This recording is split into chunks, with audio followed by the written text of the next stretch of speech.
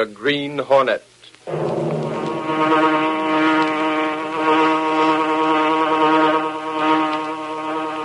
He hunts the biggest of all game, public enemies that even the G-men cannot reach. The Green Hornet.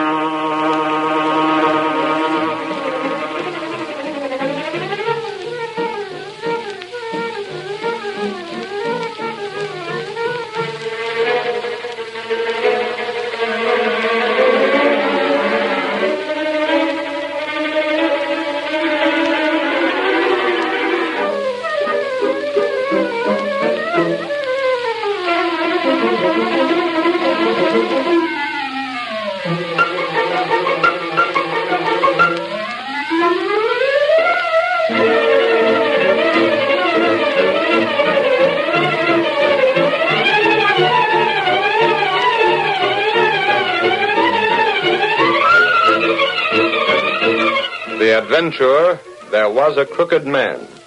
The events and characters depicted in this drama are fictitious. Any similarity to actual persons, living or dead, is purely coincidental.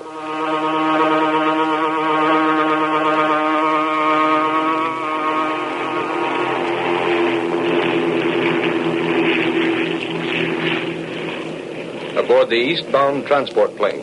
I hope the next time they hold a newspaper convention, it'll be a little nearer home. At any rate, Britt, we're lucky to have been on the same plane.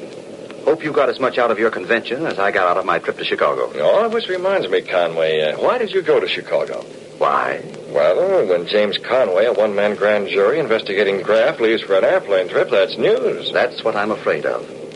I'd as soon rather not have it known that I went to Chicago. Oh? Hope you won't publicize it. The simplest way to keep things out of the paper, Conway, is to confide in a newspaper man. If he thinks you're trying to hide something and put one over on him, he'll get answers and publish them. Frankly, then, I went there in connection with the graft problem. I assumed as much. There were a couple of men doing a term in Joliet. I had enough on them to make sure of another rap when they finished this one. So they were glad to talk to me. You wouldn't resort to blackmail to get facts, would you? Britt, in smashing this graft ring, I'd resort to practically anything. Bad as that? Worse than anyone realizes. Right here in this briefcase, I hold the data that will smash this ring. How about some advance information? Well, I might make a deal with you. You want information to get what you call a scoop for your paper. I'd like to have the Daily Sentinel be the first to announce what you will reveal. And you'll have your scoop, if... What's the if, Conway? If you let me have everything in your possession pertaining to the Green Hornet. What? The Green Hornet. But, Conway, what makes you think the Daily Sentinel has anything about him? Perhaps you haven't. In that case, I'll get the worst of the bargain. On the other hand, perhaps you have. I'll have to rely entirely on your word of honor. I see. I'll promise you a scoop on my expose when I'm ready to break it, provided you give me your word of honor to tell me all you know about the Green Hornet. Well, my word of honor, eh? Precisely. Let me think this proposition over, Conway. What? Think it over? Then you do know more about it than the police have announced. I'm not committing myself just yet. Oh, by the way, I must send a radiogram to the paper to have my valet meet me at the field. Well, that won't be necessary. My daughter Polly will be there. Oh, but I don't want... She'll have her car to meet me. We can drop you any place you say. Well, if it won't put you out, you can drop me at my office. Not at all, Reed. Glad to.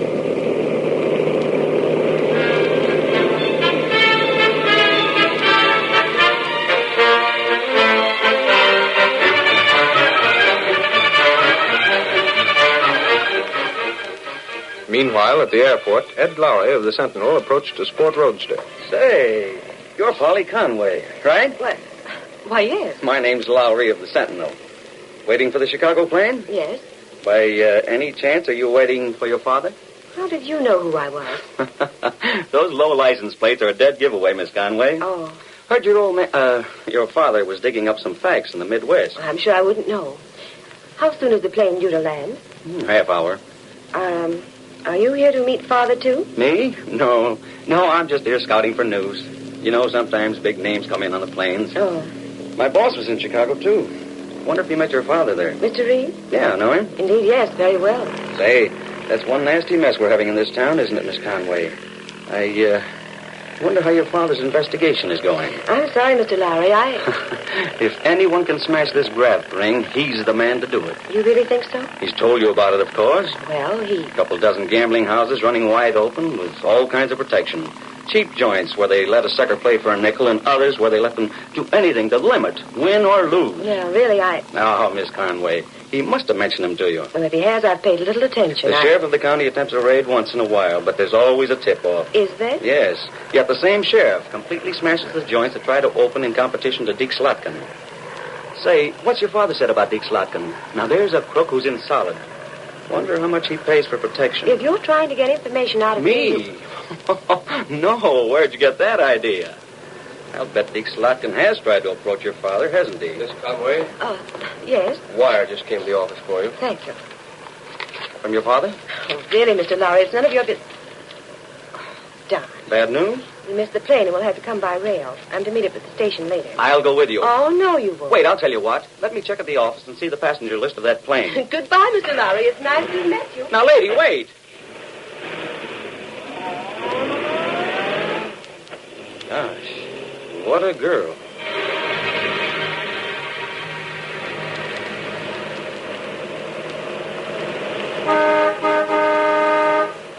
Why do people have to turn right in the middle of the road?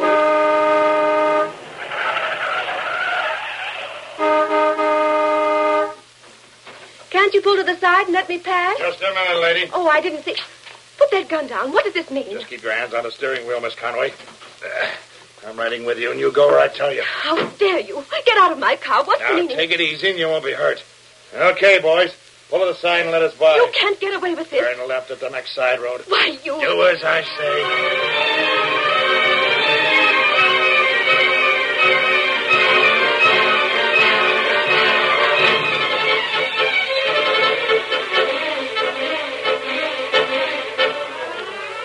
The next morning in the office of the Daily Sentinel.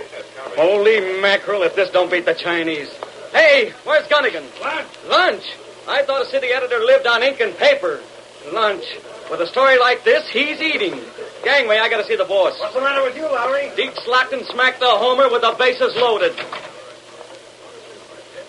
Good grief, Lowry. Easy on that door. Where's the boss? Where's Reed? What do you want him for? He's busy. Yeah? Well, tell him that Deke Slotkin's finally found enough cash to bribe James Conway. Watch yourself, Lowry. That's one of those things that calls for lots of proof. You said it, Casey, and what I'd give to be the guy to prove it. What's the matter, Lowry? Get a load of this, boss. Conway reports that he couldn't find a thing against Deke Slotkin, the sheriff, or anyone else in the gambling ring. What? Here's his statement. It just came in. Oh, but that's impossible. It's a lot of bunk. He had plenty of stuff before he went to Chicago. How do you know he went to Chicago? Don't ask me. I know, that's all. That trip was kept secret. A guy in Conway's spot conducting a grand jury investigation don't have any secrets. Besides, I was at the airport yesterday. His daughter Polly was there. Oh, she was. Yeah, I tried to get some information from her, but she was too smart. She wasn't there when the plane landed. No, her father didn't come by plane. She got a wire to meet him at the Central Station. He came by train. Hey, wait a minute, Lowry. Let's get this straight. You say Conway wired that he'd not be on that plane? Sure, then his daughter drove away. And you say that he did have enough charges against the Slotkin crowd before he went to Chicago? Yeah, and he must have got something in Chicago. Now he comes back and says he has no evidence. Hands in a report that the sheriff and his stooges are perfectly okay.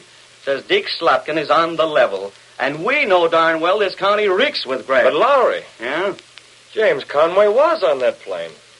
He was. Certainly. I talked with him all the way from Chicago. Then why did he send that wire? Why didn't he have his daughter stay there? This case, get Conway on the phone. Very well. If he isn't at his office, try his home. If he's not there, try the Civic Club. Right. Lowry, you get on the trail of Deke Slotkin. Me? Right. Yeah, James Have Conway's Slade cover the office. sheriff's office. Get Parker and Milray and have them cover some of Slotkin's joints tonight and see how they're doing.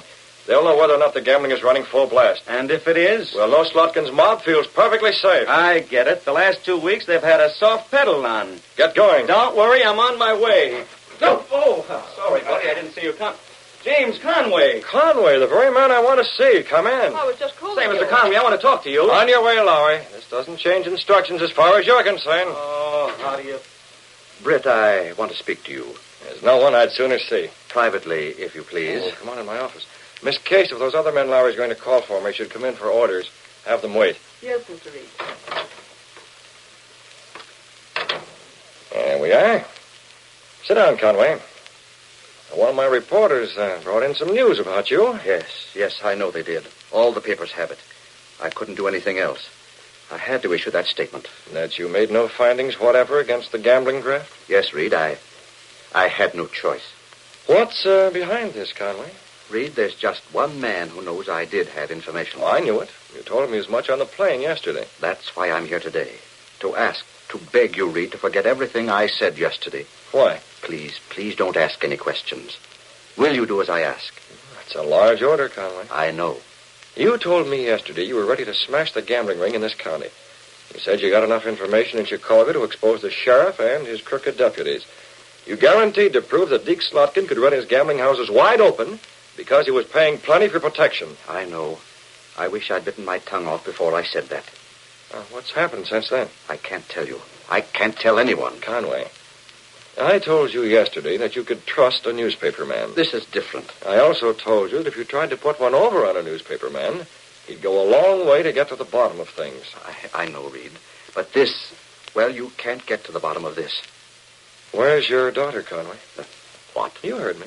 Where's your daughter, Polly? Why, she's out of town. Are you sure she's out of town? What are you driving at, Reed? Just this, Conway. Your daughter went to meet you at the airport yesterday. Someone sent her a telegram. She drove away from the airport. Has anyone seen her since then? Good Lord, how do you know these things? Has she been taken by Slotkin's mob? Reed, Are they holding her? Do they demand that you surrender all the evidence against them as the price for her safety? You seem to know. Conway, what are you going to do about it? I have no choice, Reed. Are you going to let a gang of crooks get away with? Reed, for 20 years I've served the public. Worked for the interests of the people. When Matterling ran for the office of sheriff, I fought against his election.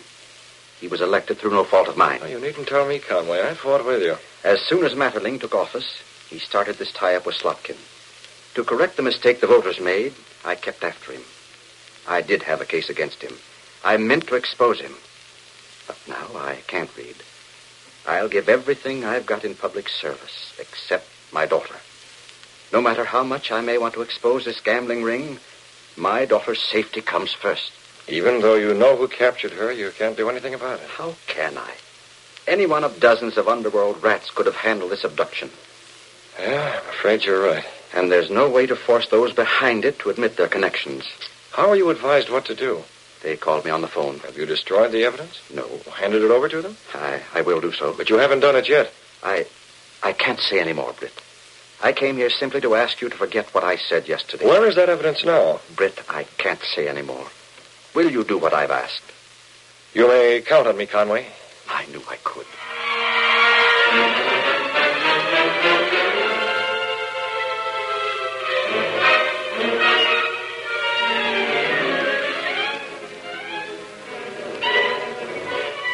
Later, in Britt Reed's apartment, the young publisher spoke to Cato, his faithful valet, and the only living person to know him as the Green Hornet.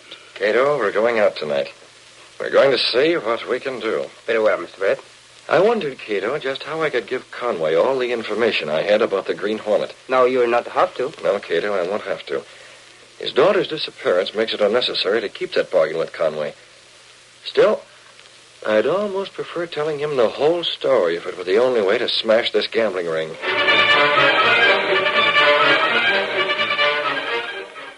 Mr. Conway's a smart man. Conway's very smart, Cato. He's told no one else about his daughter's abduction. I'm the only one. Then you must be careful, sir. You're right. If the Hornet should show a knowledge of his daughter's abduction, Conway will know Britt Reed is the Green Hornet. Unless what, Mr. Britt? Unless Conway is made to believe that the Green Hornet is one of the abductors. Come, Cato. The mask and the weapon.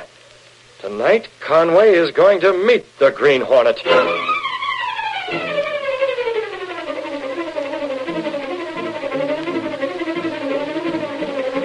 The curtain falls on the first act of our Green Hornet adventure.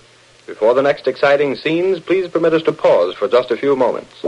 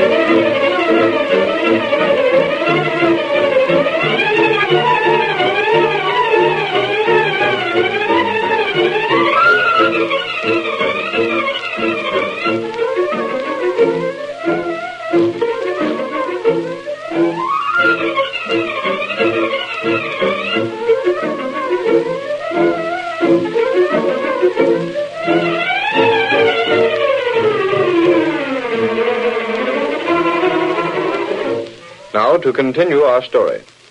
The only way Britt Reed could offer aid as the Green Hornet without making James Conway suspect his true identity was to pose as a member of the gang that had kidnapped Conway's daughter. With this as his plan, he guided the sleek black beauty to the court outside Conway's study.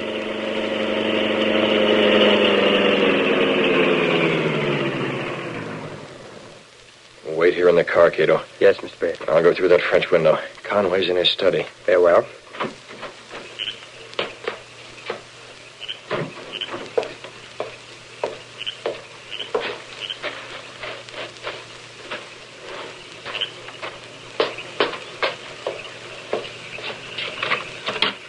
Who's there? What are you doing in Back here? inside. Matt. In, Conway. We'll talk inside the study. The Green Hornet. I guess you know why I'm here, don't you? I can imagine. Why? You and those other rats are after the portfolio. Well, where is it? I thought there'd be a phone call. I've been waiting for it. I'm here. There's no need for the phone call.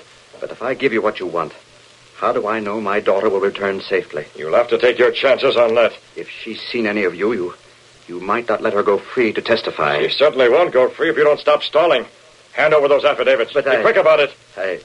Yes, I have them. I'll get them. Now you, put your hands up. Why, you... Hurry. Raise your hands or I'll blast you into eternity.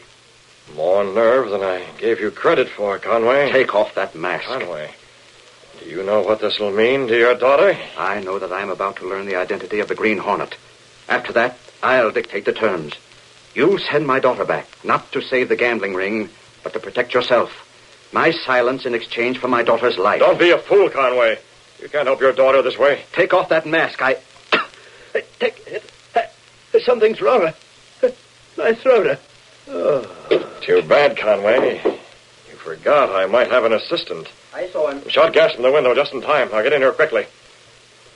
We've got to find those papers. They must be in here somewhere. He was waiting for a phone call from the gang. We'd better hurry. He started for this drawer. Perhaps... Yeah, here's a portfolio. Is that the one? Yes.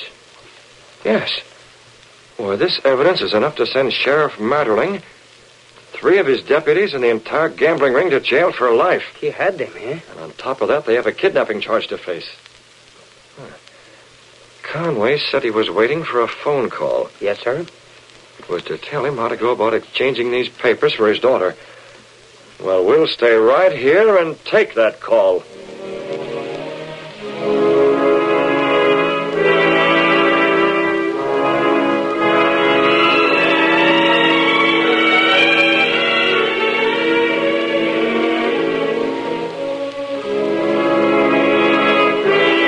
In a large suburban home where Polly Conway was held captive, Deke Slotkin made his phone call. The girl? Well, Conway, you'll just have to take our word for it that she's safe. Yes. Yes, of course you can talk to her. Bring the dame over here. Go ahead, sister. Talk into that phone. You cowardly... Never mind the names. Your father's on the other end of this phone. Say something. Dad, don't pay any attention to them. That's enough. Don't listen to them, Dad. Come on, you heard the boss. Hello, Conway. Don't try to trace this call because we ain't calling from the place you'll find us at when you bring the stuff, see? Matter of fact, I'll tell you where we're calling from. It's your own house in the country. All right, you mugs. Take the girl out to the car. Get her to the next place. I told Conway to meet us there. You think he'll bring the stuff with him? Sure he will. Sure. You'll be sorry for this. My father won't let you get away with it. Take her out and get started. We'll come in the car. Come on, let's get going.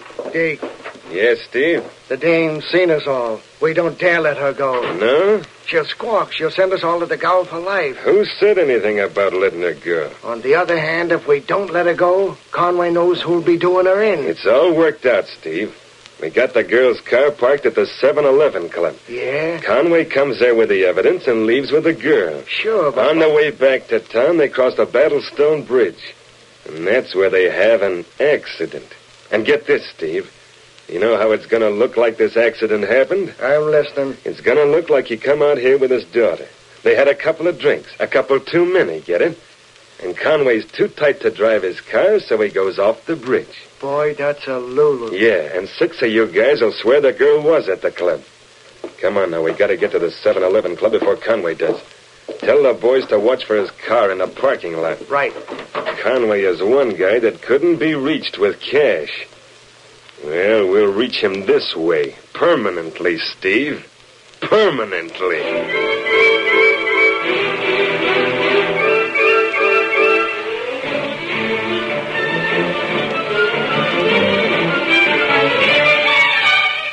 When James Conway recovered consciousness, What? Hornet. The green Hornet. Gas. I remember. Gas. Knocked me out. Oh, weak as a kitten. Here, the desk drawer. The papers.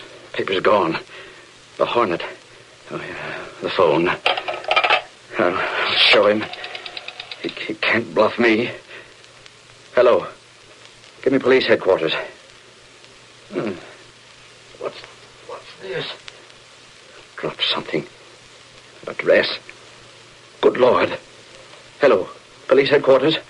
James Conway speaking. I just found a clue to the Green Hornet. Yes. Send Sergeant Doyle here with men he can pick out and trust. I know he's on the level. Warrant nothing. We're going to raid the 7-Eleven and do it without a tip-off. We don't need warrants where the Green Hornet is concerned.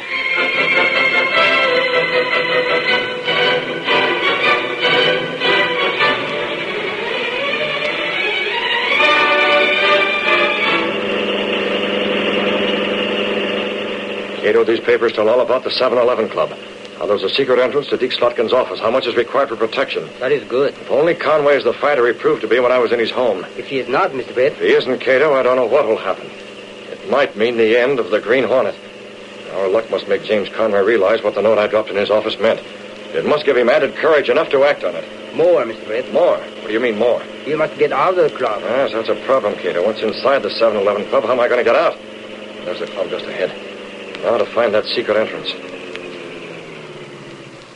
According to the information in the portfolio, that entrance to Deke Slotkin's office must be through that little woodshed. Yes, Mr. Brett. Well, that's the way I'm going in. Take the car, Cato, and leave me here. But, Mr. Brett, how you get away? I don't know yet, Cato, but don't bother about me. You get this car back to the hiding place. There's nothing more you can do.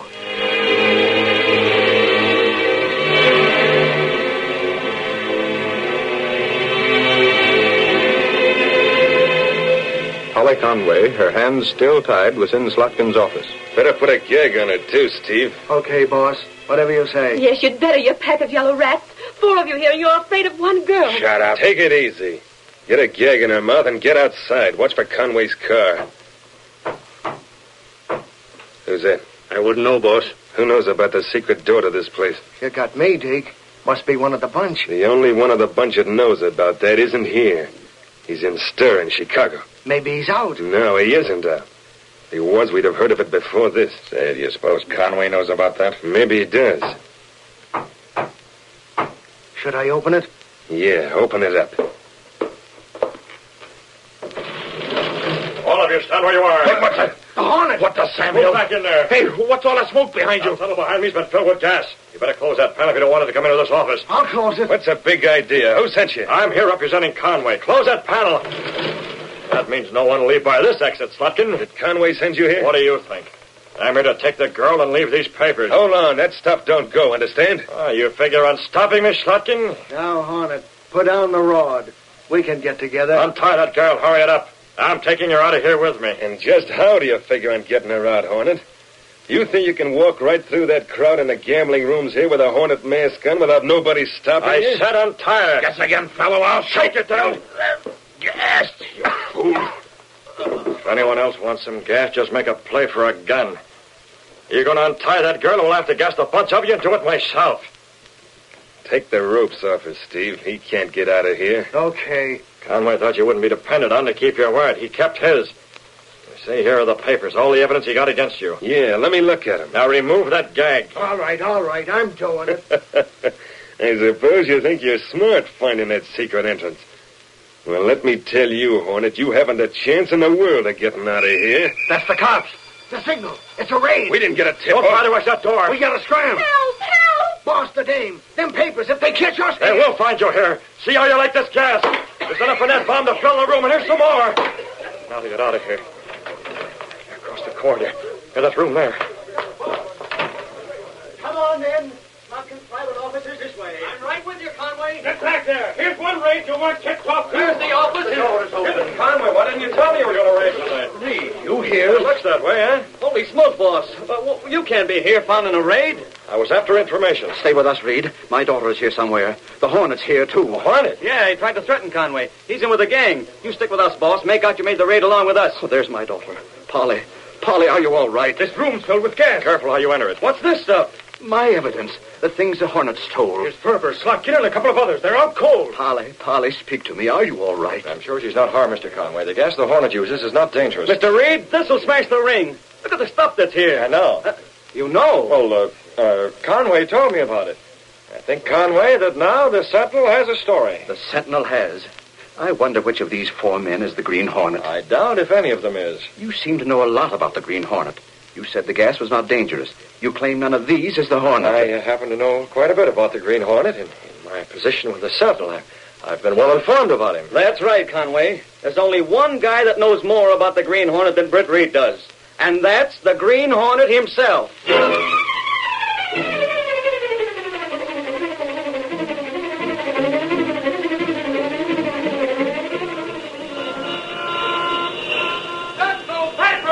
Green Hornet gang broken.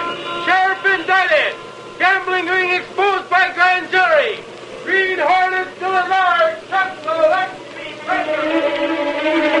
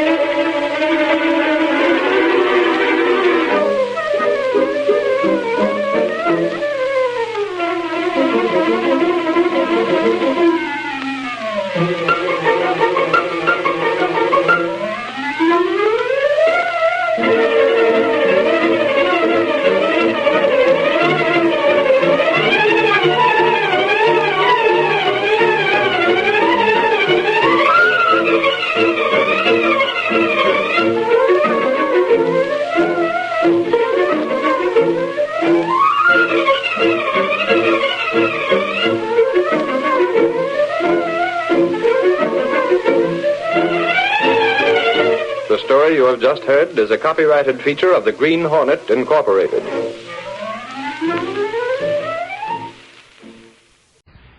The Green Hornet.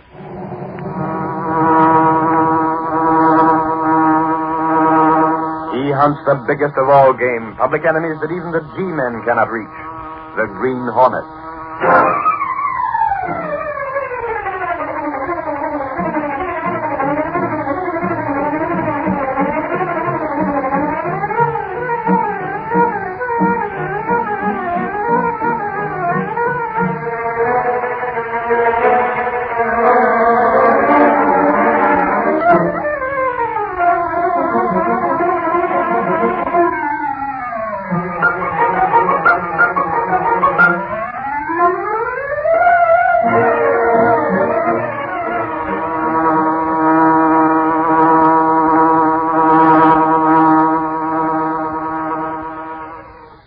his faithful valet Cato, Britt Reed, daring young publisher, matches wits with the underworld, risking his life that criminals and racketeers within the law may feel its weight by the sting of the Green Hornet. Ride with Britt Reed as he races toward another thrilling adventure. The Green Hornet strikes again. Hurry, Cato. Here's where we break an insurance racket.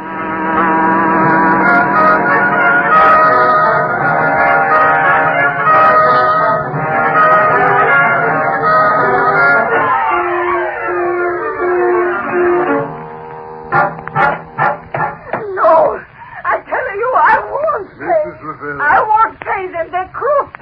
Mrs. Rivera, I must remind you that this is a courtroom. But the judge wrong. For what they do, I must pay them $100. I regret to say you must. You've incurred a debt of $100 to these men. While I sympathize with you, there's nothing the law can do to help you. They say they give to me good advice. Good advice on how to save the money on my insurance. They say they save me $400 a year. And for that, you agreed to pay them $100? Yes. I have a two policy. I pay only them every money when I'm old. Policy? Yes, that's it. And your second policy was a 20-year life policy? That's it. On both these policies, you pay for a certain length of time and then you're finished. The policies are paid up, in other words. Yes. Yes, but these crooks, they tell me to change the policy. Your Honor, as insurance advisors, we merely showed her that she could get the same amount of protection and pay smaller premiums. Mr. Dougal, you told Mrs. Rivera that she would pay smaller premiums. Well, that's true. But you did not tell her that she would then have to continue to pay those premiums as long as she lived. Well, Your advice was to suggest that she switch from annuity and paid-up life insurance to straight life. That's it, isn't it? she'd pay less. Naturally, she'd pay less, but she'd go on paying longer.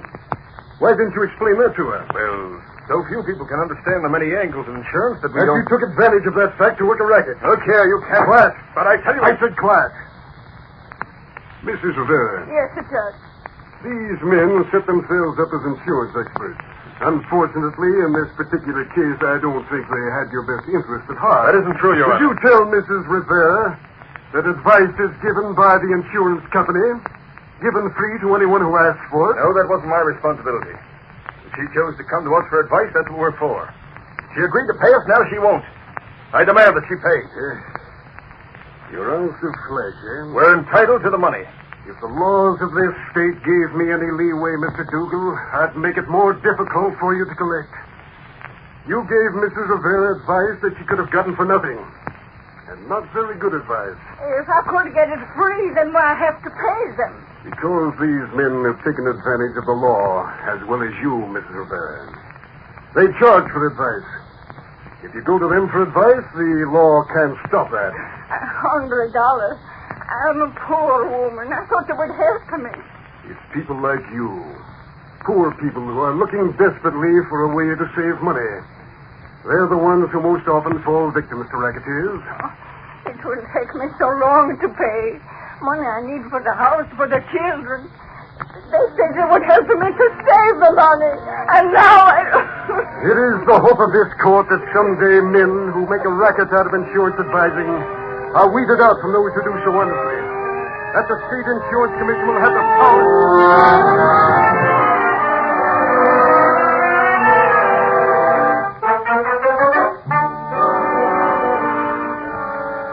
Sometimes the State Insurance Commission is going to have laws passed to get power over them racketeers. And the Not that all that, Ashford. Golly, that ain't half of it. He led into them insurance racketeers with both fists. Was this crook Dougal there? Sure, him and his partner Webster, and the lawyer. They must have burned up when the judge laced into them. Not them rats, Casey. You mean they were cool? Like a cucumber. Something snakes ain't it awful how crooks can have the law working for them that way. What about poor Mrs. Rivera? She's got to pay. They didn't help her, Ashford. Gosh, there are lots of insurance counselors who are honest and really entitled to being paid for advice. Not to mention you can get advice from your insurance company for nothing, Casey. But to make that poor woman pay in a case like this... I was telling Reed about it last night, Casey. And the poor dame can't hardly afford to waste 50 cents, let alone 100 bucks. That's a shame. to see the man who's responsible for this. Just a moment. Who are you? This editorial in the Daily Sentinel. It's a deliberate slap in the face. You'll tell me who you are and what you want here. You're Dougal. That happens to be my name. I seen you in court yesterday. Why, you chiseling crook, I ought to break. Oh, expert. I'll learn you to jip poor dames like that. Cut it out. Who's responsible for this thing? If you're talking about the editorial, it's just what you crooks need. I'll see about that. Mr. Dougal, I don't know who wrote that editorial, Oh, playing dumb, huh? but I was saying, whoever wrote it, the orders came from the publisher, Mr. Reed. And I suppose he's out of town and can't be reached. He's right here, and I hope he'll see you. Yes, Miss Case. There's a Mr. Dougal out here, Mr. Reed. Dougal? The insurance advisor? If you want to call him that. He's sizzling. Yes, sir. Send him in. We'll see if we can't cool him off. Yes, sir. Well? There's the door, mister. You walk through and you're face to face with Mr. Reed. Good. Better keep your guard up. That chin of yours looks awfully weak. He's got a glass jaw, Casey. Well, you wanted to see me? Come in. I certainly will. Which of you two is responsible for this editorial? I put it in the Sentinel, Dougal. What about it? Never mind, Gunnigan. Your name's Dougal, isn't it? It is. And you can complain to me. As publisher, I had that editorial written. Just what do you mean by advising the public to steer clear of certain insurance advice? Exactly what the article says, Mr. Dougal. I gather you can read. I'm an insurance advisor. Well, the man's bragging about it, Reed. Had a little case in court yesterday, didn't you? We were entirely within the law. Mrs. Rivera owed us that money. For what? For our advice. For which you charged her $100. That's our fee. I'm in an honest business. Stop right there. The Sentinel doesn't make war on honest businessmen, Dougal. Then how about this editorial? That editorial specifically states that most insurance advisors are honest, with a few exceptions. And you call me one? We mention no names. We didn't have to. If the shoe fits, Dougal, wear it. My business is offering advice to those in need. And the Sentinel's business is reflecting public opinion. What you've done Now is... stop right Now there. listen to me. No, just for a change, you listen to me. You offer advice and charge a fee, is that right? Yes. Well, the Daily Sentinel offers advice, too. Only our fee is no more than 3 cents. The price of the newspaper. If you mean by Draw that... your own conclusions. We let our readers do the same. But you can't... What? I run this paper, not you. If I believe that certain insurance advisors aren't all they should be, I can use the pages of the Daily Sentinel to warn the public. And that's exactly what I'm doing. Now, is there anything else? Well, it is. Looks like you're around, Reed. Now, we're rather busy, Dougal. If you don't mind. Yes, Miss Case. There's a phone call here, Mr. Reed. It's for Mr. Dougal. Phone call? Put it on. Dougal, one moment. What is it now? This phone call is for you. For me? I'm not expecting it. Do you want it? Must be my office. Yes, I'll take it. Hello? Mr. Dougal, Who is it? Miss Liggett. Anything wrong with the office? I just heard something. It's about the... Well, what is it? What are you frightened about? Mr. Dougal, it's the Green Hornet. The Green Hornet? Yes, The Hornet? So I called the police. Police? No, don't do anything. I'll be right over. Dougal, did you mention the Green Hornet? Why, no, it's nothing. Wait a minute. What about the Hornet? I don't know what you're talking about. They're my office. I've got to go over there immediately. What's the matter with that guy, Reed? Turned rather pale, didn't he, Gunnigan? Did he mention the Hornet, or am I hearing things? We both heard it, Gunnigan. Yes, Mr. Reed. Is Mr. Dougal gone, Miss Case? Gone. He went out of here on a tailwind. Call the city room. Get Lowry in here. Lowry? On the double. He's got an assignment. That phone call gave us a lead, Gunnigan. And the Sentinel's going to use it. And how, Reed? Want me to get Lowry on the trail, eh? Dougal mentioned the Green Hornet. He covered it up awful fast. And the Sentinel's going to uncover it. Yeah, we could... Hey, Reed, for Pete's sake, do you suppose the Green Hornet may have something to do with the racket? Hey, boss, Casey says it's a 3-alarm. You got an assignment, Lowry? Right, Lowry. Dougal, the insurance constable, just left here. He knows something about the Green Hornet. Now get after it. He's heading back to his office.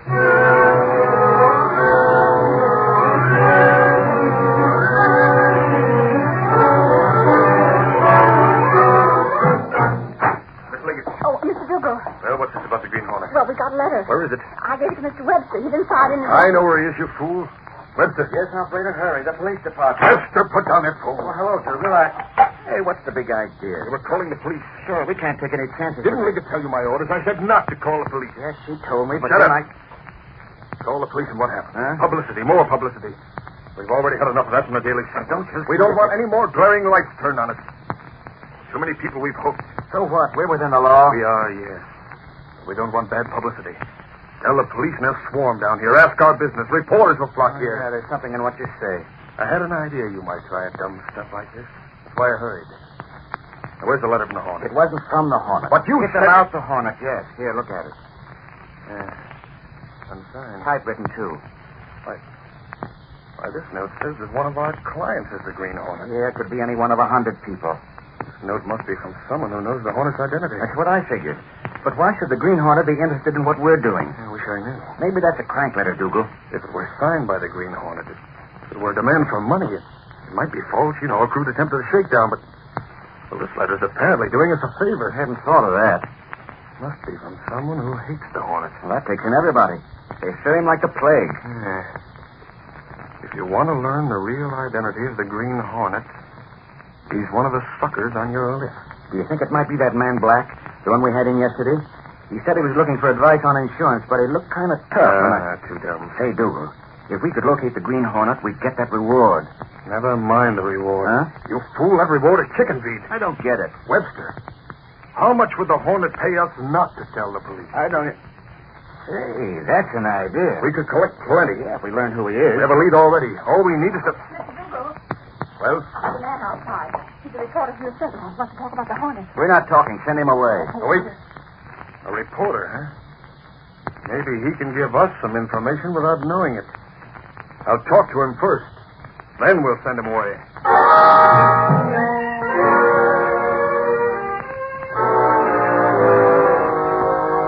Yeah, boss, I saw him. They said they didn't know a thing about the Green Hornet. Spoke to Dougal, Larry? Him and his partner, Webster.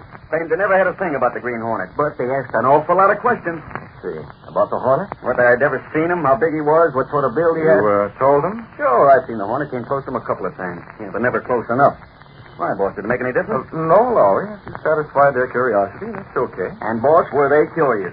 You know those poor staff thought they were dragging the answers out of me? They weren't subtle? They tried to be. Can you imagine those mugs trying to be casual about digging for information with a reporter who's an expert at digging? Okay, Larry, that's all. Right, boss. See you in the papers. Uh-huh. I'll keep after him. Yeah, there's no doubt Lowry will keep after him. And so will the Green Hornet.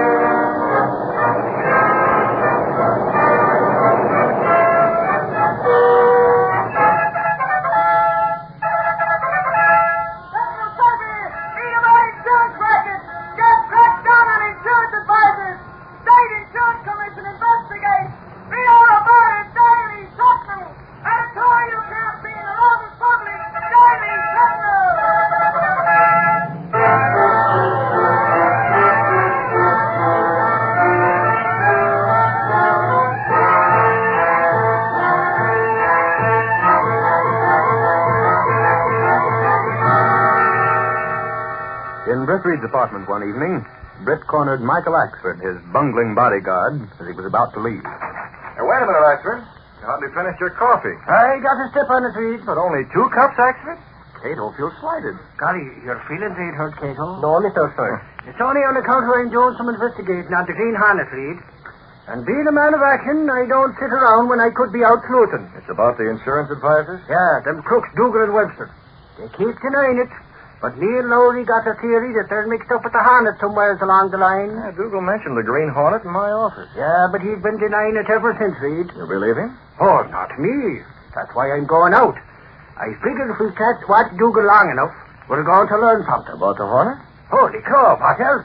Have you had any luck so far, Axford? Oh, me and Lowry been watching them like hawks.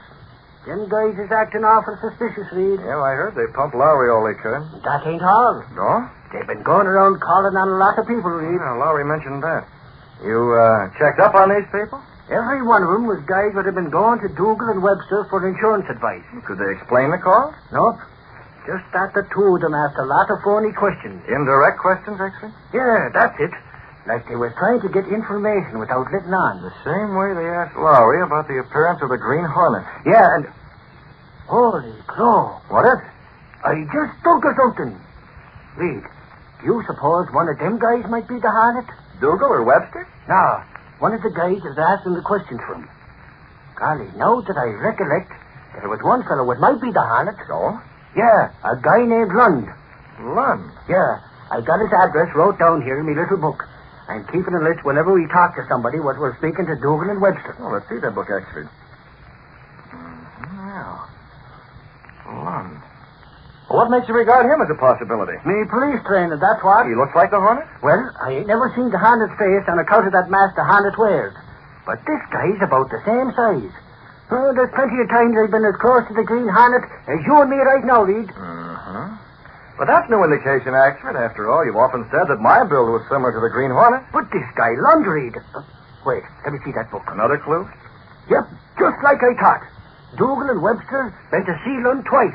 Twice, Reed. Don't that prove they got their eye on him? So you think Lund may be the Hornet? I got me theories, Reed. I'll leave you know when I find out. I'll be waiting. Golly, Reed. Did I ever say your bill was like the Green Hornet? Oh, many times. But I must have been dreaming. The more I look at you, the more I can tell it must be this guy, Lund. It's sure ain't you. So the man's name is Lund, and they've seen him twice.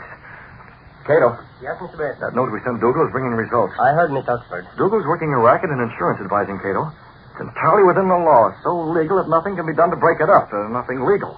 Very true. But once a crook, always a crook, Cato. By sending that note, we aroused the instinctive greed in those men. They're trying their best to discover if this man Lund is the Green Hornet so they can blackmail him. I see. Got the Green Hornet mask and the gas weapon, Cato. I'll meet you in the hiding place of the Black Beauty. You make phone call? Go ahead. I'll be right with you. Very well. Hello? I want to talk to Dougal. This is Dougal. What do you want?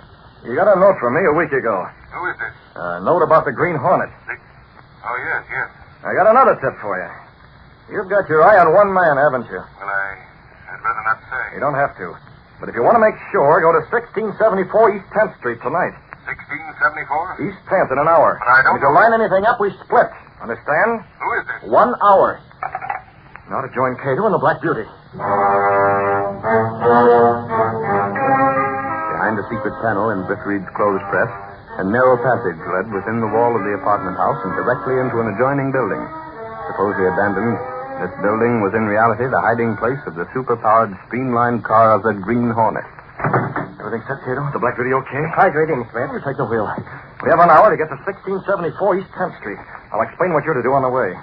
Who lives there, Miss Bates? I got the address when I glanced at Axford's book. A man named Lund. The man Dougal thinks is the Green Hornet.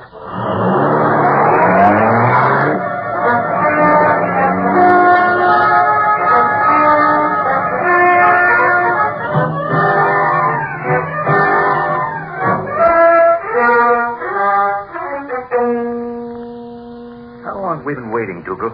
Not an hour yet. But you don't even know who called you or why. He referred to the note, didn't he? Nobody knows about that note but us and the man who sent it. Who was he? He didn't mention his name. But we'll hear from him later. He'll want a slice of the dough himself. Then Lund is a Hornet like we suspected. He looks more and more that way. This is his address we were told to come to. Lund fits what little description there is concerning the But Hornet. Dougal, don't... Sure, you shut up. Are you sure this is the right track? After all, we had a lot of people to choose from. In any group that size, we'd find someone to match that description. That's why we're going slowly. We'll make absolutely certain Lund is the Hornet before we ask him for money. How much? Well, we should get at Hey, least... listen. I hear it. Coming right past us. His car, the Hornet's car. Look, he's stopping. Getting out. Right in front of Lund's rooming house. He went inside. Wait here. You're going after him? Yep. His car's gone. He'll be alone. If I don't come out in 15 minutes, call the police. Tell them Lund is the Green Hornet.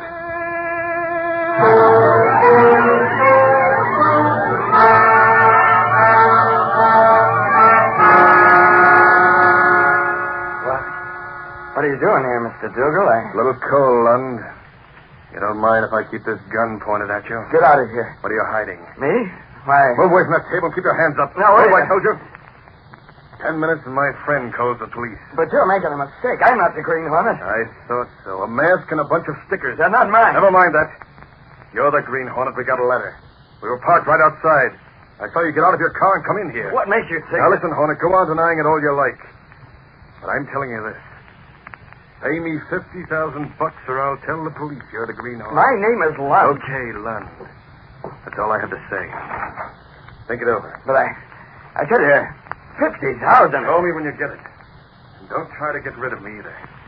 I have a paper in a safe place, a very safe place. If something happens to me and Webster, The police will know where to go. He's gone. You can come out now. What's the matter, Lund? You look pale. What does this mean? You come in here wearing a mask and a gun. You get by... You were told what to say, and you said it, and that's enough. He thinks I'm the Hornet. $50,000. Trying a little blackmail. I don't get this. I got nothing to do with you. You don't care for Dougal? Went to him for insurance advice. He gypped me. And he comes in here... You want him to tell you to keep quiet? Well, do as you're told. Listen, you don't have to point Keep your mouth shut. Dougal's after the Hornet, not you. He won't be harmed, I promise you. Just forget everything that happened, you'll be all right. Who's there? It's all right, Cato. You so long? It's all set, Cato. Dougal's going to get a phone call in a few days. A call telling him the Green Hornet is agreeing to pay that blackmail money.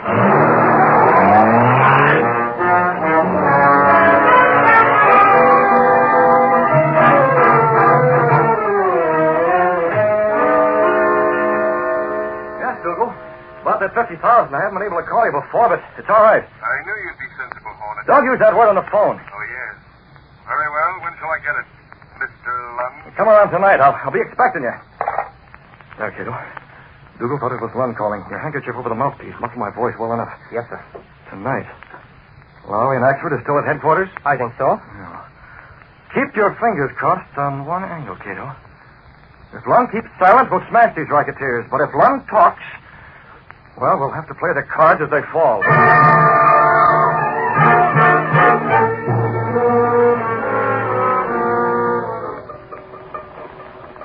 Yes, ma'am. Yes, ma'am. This is the police department. Sergeant Moran talking. Okay. Anything hot, Moran? Just her temper, Lowry. Routine call. She's forgotten her house key. The cop on the beat will probably find it in her handbag. Well, like I was saying, Lowry, I've been over talking to that guy Lund. And he's acting awful funny. You still think that guy's the Green Hornet? I've been figuring it out. He's the right size. Listen, Lug, that guy Lund is poor. He hasn't got a cent. Well, suffering snake. Maybe he's got the dough sorted away in safety deposit. Yeah, or a gold mine. He could be, Lowry. Nobody knows who the Hornet is. One guess is as good as another. Okay. How about ducking out for a cup of Jevac? It's getting sort of late. Sergeant Moran, Police Department. What's it? What? It's Green Hornet. Lund? Hey, say that again. Hello. What's up? The Green Hornet. Hey, get a squad car ready. Holy cow, is it Lund, Moran? No. All the guy said was get over to Lund's rooming house to the Green Hornet. Then he slammed the hook on. Hello, Danny Tutnell. Give me the desk. Golly, I told you. Who was the call, Moran? I don't know who called, but I'm going to find out. Hello, Cunningham. Come on, Lowry. We got to move. Keep a real right man handy, Cunningham. It's a big story. The police just got a tip. We're on our way. It's the Green Hornet.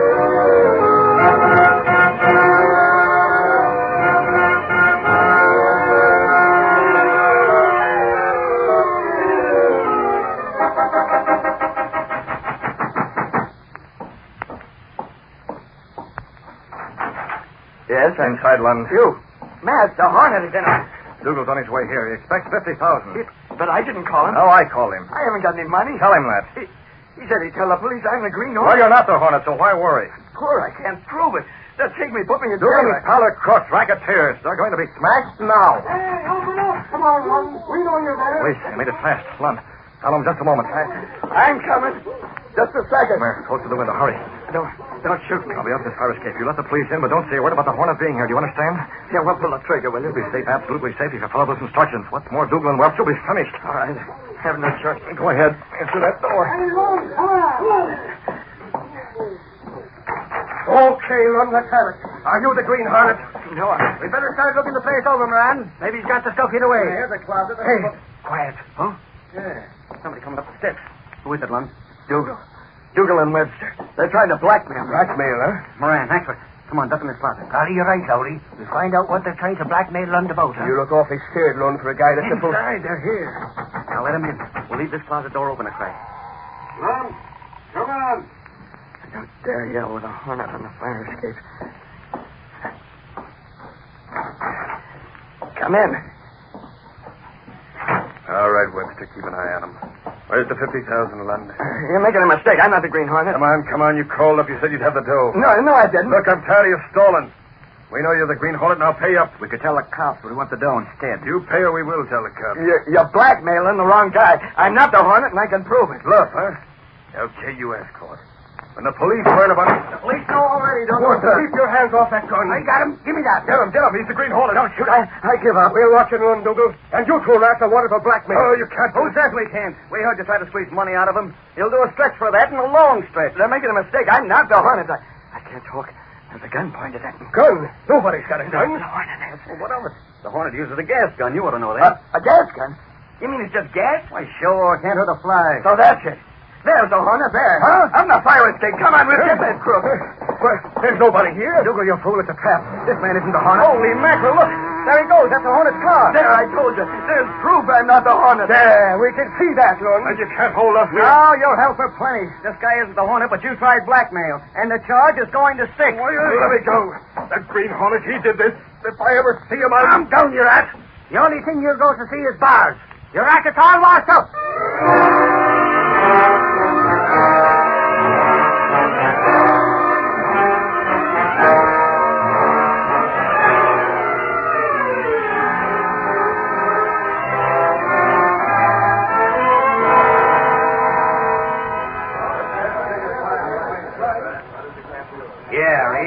Those two crooks went to jail for blackmail. And now we can blast their insurance racket to bits. Spread it all over page 1, Gunnigan. We're doing more than that, Reed.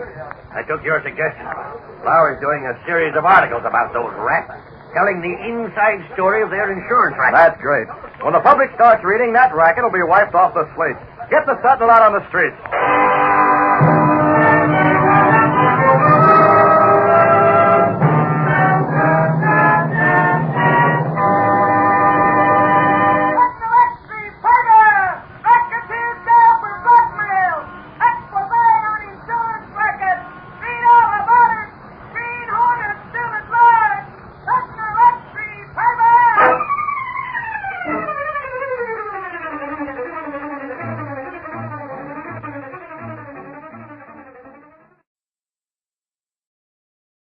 The Green Hornet.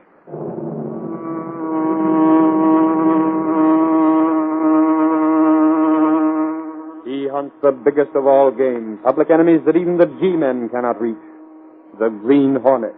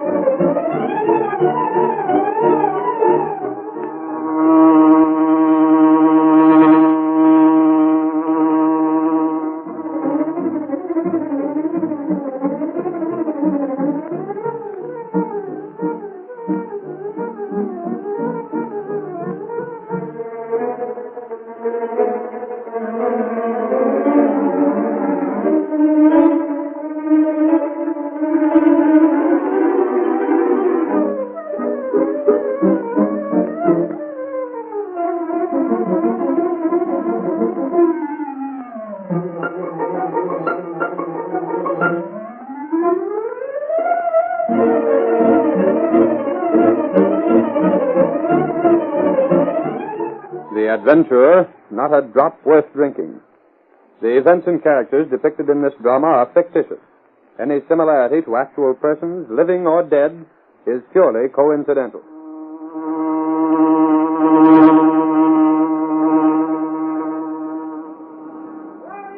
Epidemic hit city. Read about the epidemic. Clarion paper. Sentinel will not publish scareheads like the Clarion. Why should we alarm people needlessly? Clarion paper. Read all about the epidemic. Extra Clarion paper.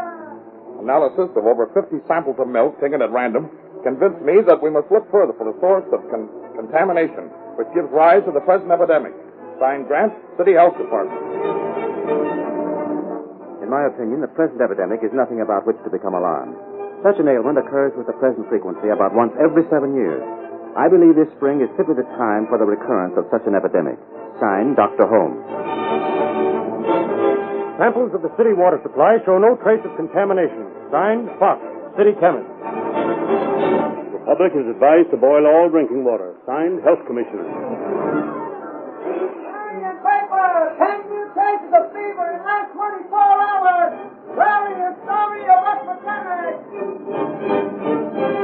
It is quite possible that a contamination exists in the water which cannot be isolated. Brigham, M.D.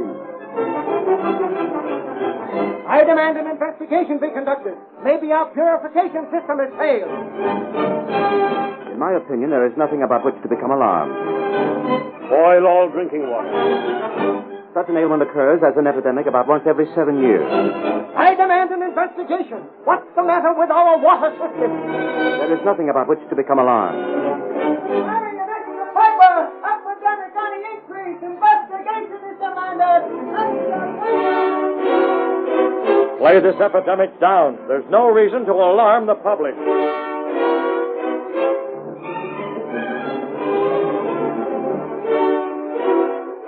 I'll tell you why I sent for you, Dr. Holmes.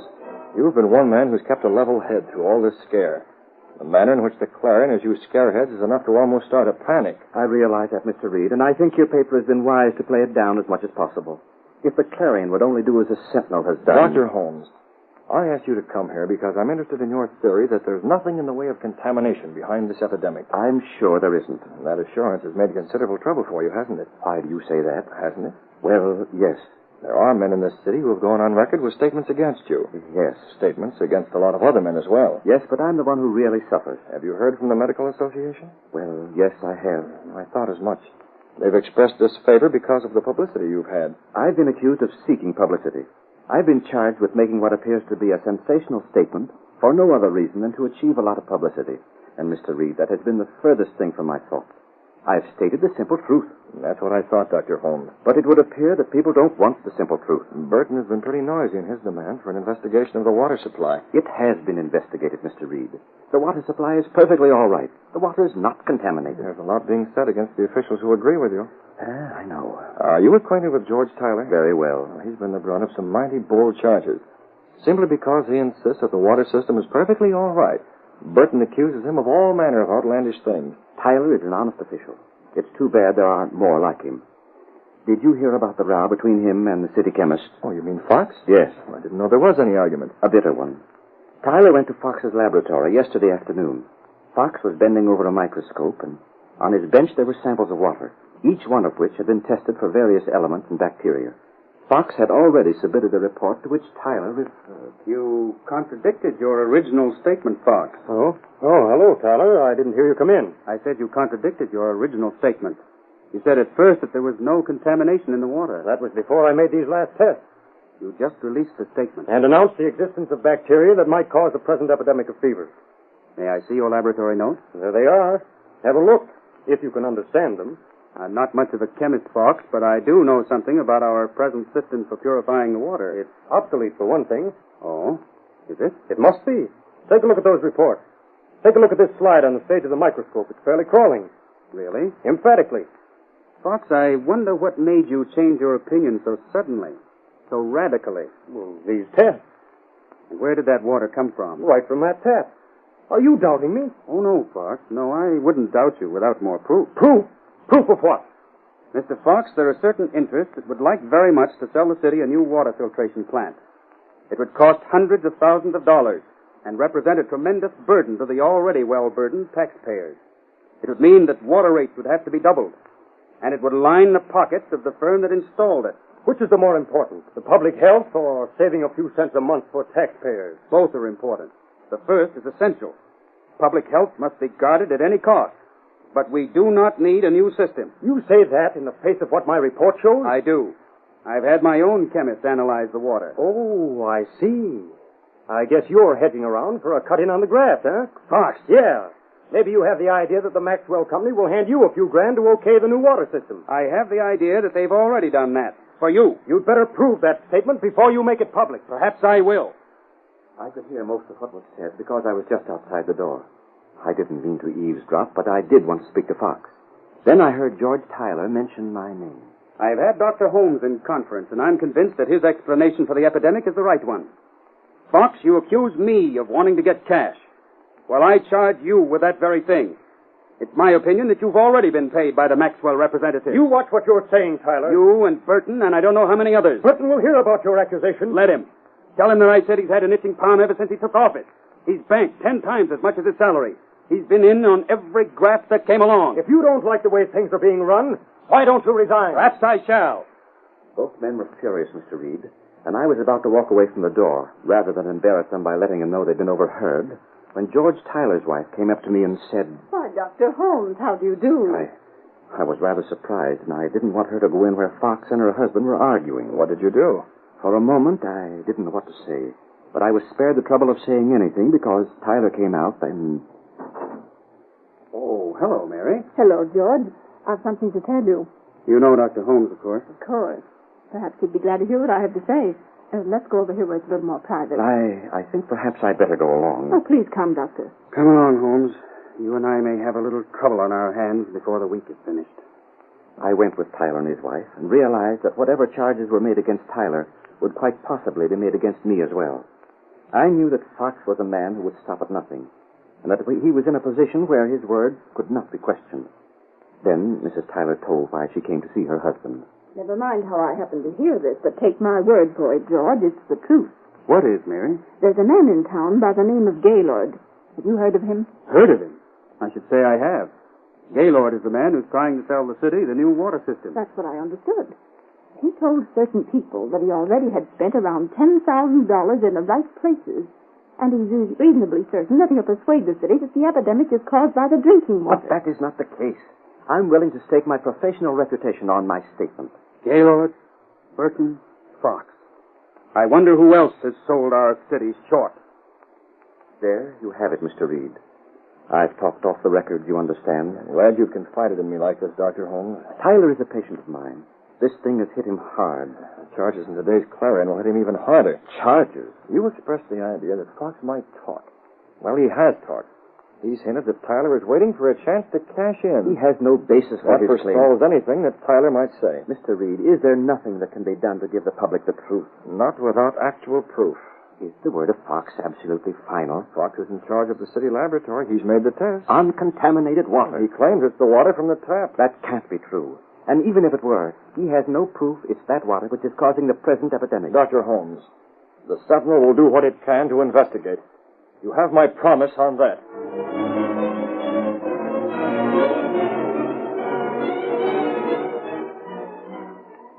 The Sentinel investigating. That makes me laugh. Have any reporters annoyed you, Fox? Oh, they came around my laboratory, Burton, but I won't let them bother me. My investigation is showing beyond the shadow of doubt that our method of purifying water is archaic, obsolete, old-fashioned, and not thorough. That's exactly right, Burton. Now, the Maxwell system, which I've been trying to sell to your city... You needn't sell me, Gaylord. I'm sold. But I haven't seen any signed contracts yet. What about them? You just give us a little time. I'm giving another radio address tonight. Radio is the thing. I'm going to come right into the home of every citizen in town and show them the risks that lurk in their water faucets. Good. Show them how certain of our backward city fathers are unwilling to keep step with progress, and show how the added cost for your system will mean practically nothing. The added cost will mean less than 2 cents a day. Now, my friends, figure that out. The average family is 5 people. 2 cents a day for good health for a family of 5. Less than half a cent a person. And for that trifling sum, certain people still maintain and insist that we shall adhere to the same drinking water that has been used for the past decade. Suppose the auto industry stood still. Suppose all industry refused to admit progress. You would still be listening to me on headphones. Perhaps you would never know the thrills of radio. Rabble-rousy. What's the matter, Mr. Pitt? Now, that fellow Burton. Cato, his is the type of voice that can make you hate anything he sneers at. The type of voice that hypnotizes the public. He has them thinking that 2 cents a day is a mere trifle. But he doesn't tell them that it means 60 cents a month, nearly $2 more on the quarterly water bills. And that means that the water bills will be practically doubled. That's right, Mr. Pitt. I can't even think of a way for the Green Hornet to act in this situation. But you might try. Try? Well, how can I try? What can I do? Suppose the Hornet did call on Fox, or Burton, or even Gaylord, who's passing out the money. There's nothing to work on. Unless... Unless what, Miss Red? Unless I could get you into Fox's laboratory. You know chemistry, Cato. Yes, Mr. Red. Perhaps you could run some tests on the specimens he's already tested, if they're still there. If he has equipment. No, there's plenty of equipment there, Cato. I wonder if we could get into the laboratory tonight. We might try. It's worth the effort, Cato. I want to be sure of just one thing before we go any further. What is that, Mr. Red? I want to be sure that Fox has lied in his reports on the analyses of the city water. Is the car ready? Yes, Mr. Red. It's ready. Bring the mask and weapon in, and let's see about getting into that city laboratory.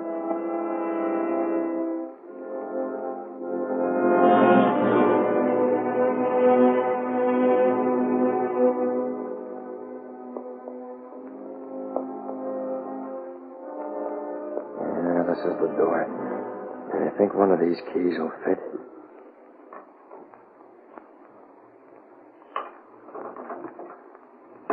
Yeah, there we are. What about the light? And we can't turn on the ceiling lights, Cato. There's a lamp on the bench there. Use that and the electric torch. You'll have to run your test without any more light than that. I try. I wonder if he's left the samples here after testing them. Yeah, those flasks might be. Cato, these flasks are labeled. These are the water samples Fox analyzed. Very well. Yeah, his lab note should be here somewhere. And let me take that light. Stand where you are. Don't move. What's that? I have you covered. Mr. Holmes, the Green Hornet. Put down that gun and listen to me. Listen to you nothing. If you move one step, I'll shoot to kill.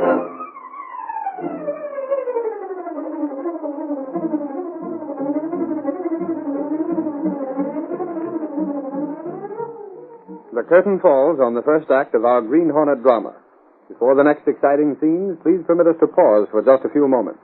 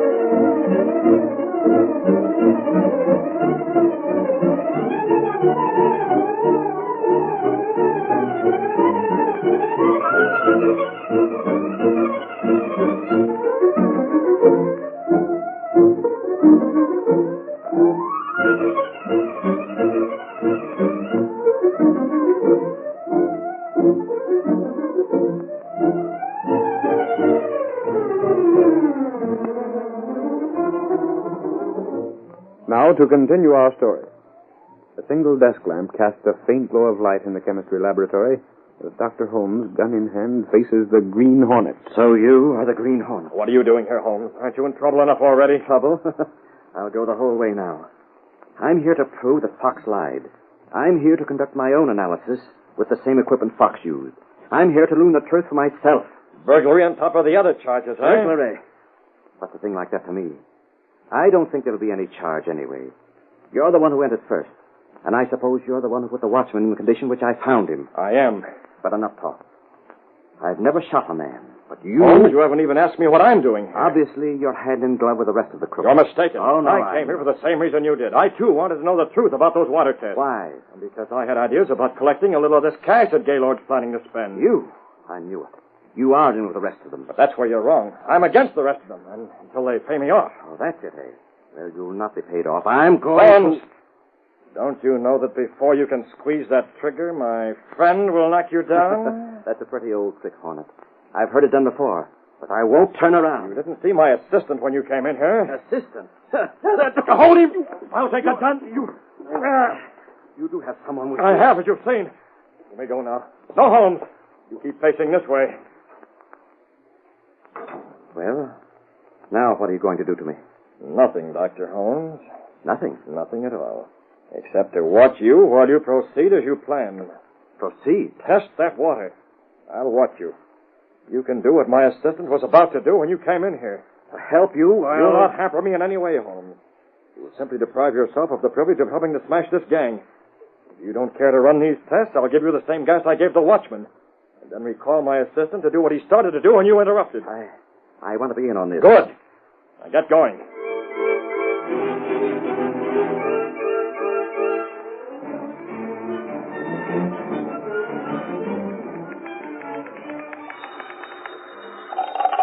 Mr. Reed's office? This is Dr. Holmes calling. I would like to speak to Mr. Reed in person. One moment, Dr. Holmes. I'll tell him. Yes? Dr. Holmes is calling. Do you want to speak to him? Oh, yes. Put him on my line. One moment, please. Hey, Casey, is the boss in? He's talking on the phone right now, Lowry. Wait around. And how? Say, it looks as if the council is going to close a deal for that new water system. Not really. No fooling. And if they do, it's the biggest piece of graft this city's ever seen. Well, it's been jammed right down the taxpayer's throat. I know it. Why don't the boss slap a big spread on page 1? Oh, why? Well, look at the Clarion. Here, get a load of this. Look. Hey, don't try to ram it down my throat. Look at it. The way they play up the sickness, the way that Dr. Holmes has been treated, the way Burton accuses George Tyler. Yes? Get George Tyler on the phone for me. Very well. Tyler? What's the boss want of him? Anyone else, Mr. Reed? Was that Lowry out there? Yes, he's here. Well, tell him to stick around. Things are due to happen. Do that happen? I also want an outside line. I have 2 calls of my own to make. Yes, sir. In this case, Dr. Holmes will be around shortly. Please ask him to wait in your office. Very well, Mr. Reed. Why does he want Tyler here? I'm sure I don't know, Lowry. He told me just what you heard. And Doc Holmes, why is he coming here? How do I know? I hope Tyler's at home. He wasn't at his office a while ago. Hello? Is Mr. Tyler there? Britt Reed of the Sentinel calling. Oh, one moment, please. Is he there? Yes. Hello? Mr. Tyler, this is the Daily Sentinel. Could you come to Mr. Reed's office as soon as possible? Reed's office?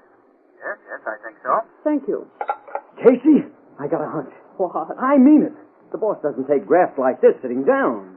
He hasn't been laying back on the editorials for nothing. He's been biding his time. He's been waiting. Has he? I'll bet on it. You just wait and see. Lowry, I think we may have a story for the afternoon edition. What sort of story, boss? Something that Dr. Holmes has told me about. Oh, Reed, I'm glad I was able to catch you. Oh, come right in, Dr. Holmes.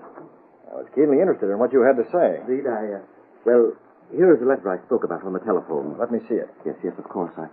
I hope you'll have the same confidence that I have that this writer tells the truth. Writer? What's the letter? Hands off, Lowry. I believe what he says, Mr. Reed. I can't tell you why I believe it. You simply have to take my word for it. Very well. I've already telephoned for George Tyler to come here. Good. And also a couple of other men who'll be interested in what you outlined on the phone. Do you think the plan will work? I see that it's suggested by this writer. Yes. What's the mystery? Who sent that letter? What's this plan? Don't breathe a word of it, Lowry. But this was sent from the Green Hornet. The Hornet? What's the Hornet got to do with this? Please believe me that he can be trusted. How do you know? I know. We're going to play a hunch, Lowry. We're going to do just what Dr. Holmes has requested. The Green Hornet went to that laboratory last night. The city lab? Yes. Where Fox worked? Yes. And we didn't get a story about it? No, we had no story about it. What's the matter with us? Why did we miss a break like that? Take it easy, Lowry. We're planning for a bigger break today. George Tyler will be here in a couple of minutes, and when he comes, we'll go over to the city laboratory.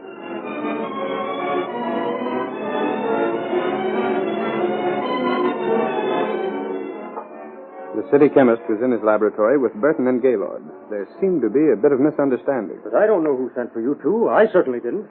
All I know, Fox, is that I received a telephone call. Was told that you wanted to see me here as soon as possible. And I the same. If you didn't call for me, Fox, who did? I don't know. There's nothing I want to see you about anyway. I have troubles of my own today. Troubles? What kind of troubles? Oh, I have to find a new night watchman. The one that was on duty last night disappeared. Disappeared? Yes, went off on a bat or something. He didn't ring his box at midnight, and when the detectives came, they found that he'd apparently gone home. He hasn't been seen since. They can't find any trace of him. You didn't send for us then? No, I didn't send for you, Gaylord. Well, how do things shape up anyway? Now that we're here, we might as well compare notes. All right, as far as I'm concerned. I've given out the reports you wanted. And they're fine reports. Fine reports. How did you like the radio address last night, Fox? First rate. That ought to get action. I think we'll have the purchase contract signed in no time. There'll be something nice in it for each of you men when it's signed. Who's there? Open up, Fox. We want to talk to you. Oh, just a moment. Well, what sort of a delegation is this? My name's Lowry of the Sentinel, and this is Britt Reed. Guess you've heard of him, Fox? Well, to what am I indebted for the honor of this visit? Dr. Holmes has a few suggestions to make, Fox. Oh, you here, Holmes? You have a nerve coming here. Perhaps I have, Fox. We're expecting some other gentlemen here, too, Fox. Well, Burton, I heard your speech last night. Oh, you did, eh? Yeah, rabble-rouser. See here. Now, take it easy, Burton. Might satisfy your curiosity a little, and yours too, Gaylord, to know that I was the one who telephoned for you gentlemen to be here. You? I was told Mr. Fox wanted to see me. Well, I dare say he does. Well, that At least he will want to see these two before the morning's over. You'll have to get out. I'm busy today. I have work to do. Yes, you have some special work to do, Fox. We're going to ask you some questions about the water you've been testing. My report is final. I'll tolerate no interference whatsoever. Oh, here come my friends now. Hello, Britt. Fox, I believe you know the health commissioner. Yes. I'll be in time? Oh, yes, quite in time. In fact, we've been waiting for you. Allow me, Fox, to present, in case you don't already know him, to present the Commissioner of Police. What is the meaning of this? President of the City Council and His Honor the Mayor. Let's proceed with this plan you outlined, Reed. Very well. What sort of a game are you trying to play here? You wouldn't toss these gentlemen out of your laboratory, would you, Fox? Gentlemen, Dr. Holmes has suggested that you come here and witness a test on the water samples Mr. Fox has in those flasks on his bench. I've already tested that water and turned in my report. That, you say, is the water you've tested? It is, and here are my notes on it. If that doesn't satisfy It doesn't satisfy us, Fox. I think it would be a good idea if you'd repeat the test. Use the same sample and follow your original notes. Go through the same procedure and let us witness the various reactions. Very well, I'll do it. If that will satisfy you. It's rather a serious matter, you know, spending so much of the taxpayers' money. This is nothing but a publicity ruse. It's just a stunt of these newspaper men to get a story. You're quite right, Burton. It is a stunt. And we'll get a story. Fox, please proceed with the test. All right, I will proceed. Oh, by the way, did you bring the stenographer? He's right outside. You might as well start taking down his shorthand right now. Be a good idea to have a transcript of everything that's said from this point on. Very well. And have it entered in the record that Fox has stated that he's already tested the contents of those flasks on his bench. We heard that. You'll have to stand back. I'll have to have some room to work here. Of course. Give Mr. Fox all the room he wants.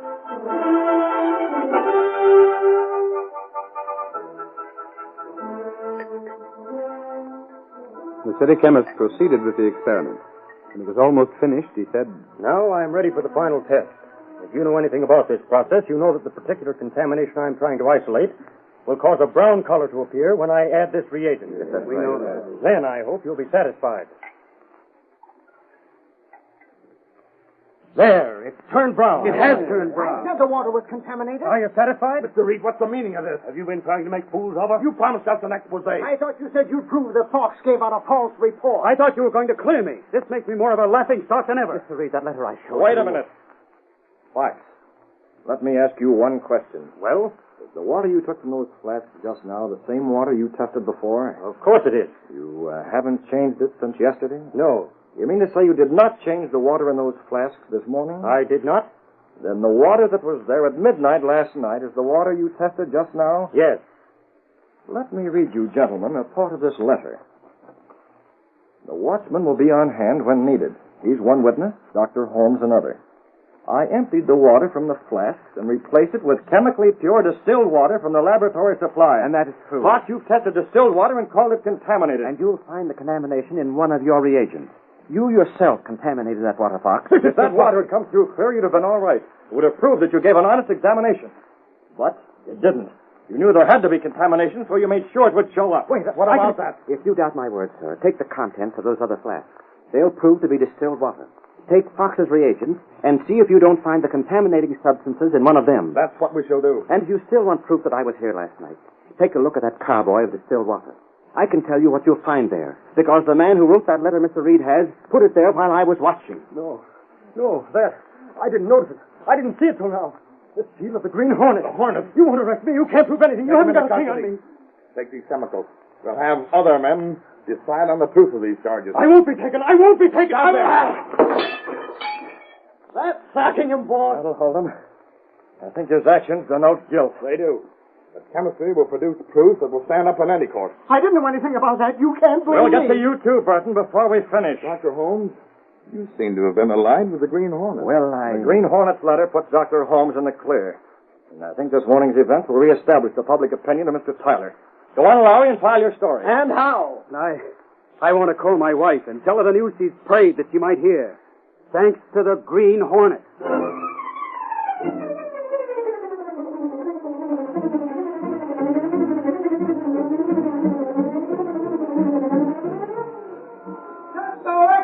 Pepper!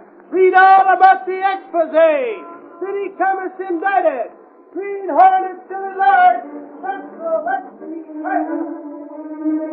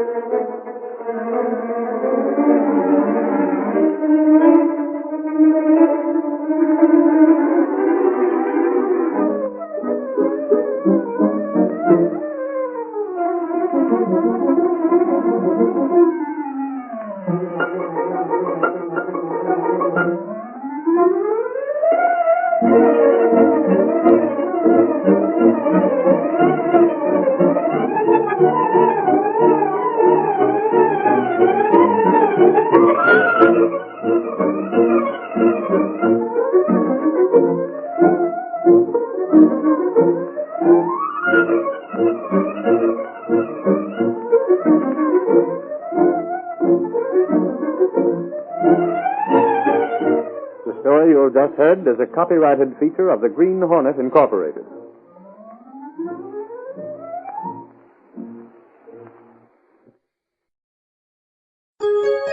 VintageRadioshows.com. The Green Hornet.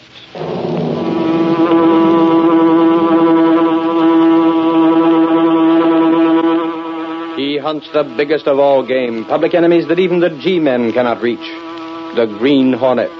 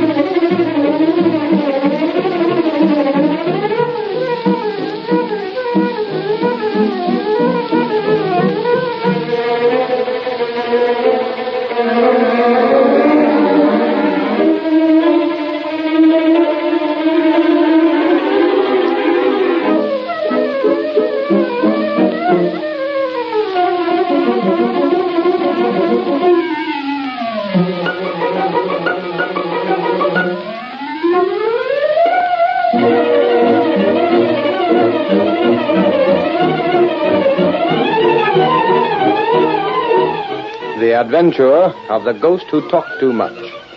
The events and characters depicted in this drama are fictitious.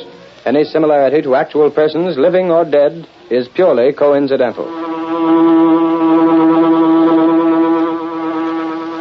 My name in life was Homer Burley. I have a message for my wife. Is she within the hearing of my voice? Homer, my dear husband. Have you anything to ask your husband? Homer, dear, are you happy? I would be happier, Myra, if it were not that I'm worried about you.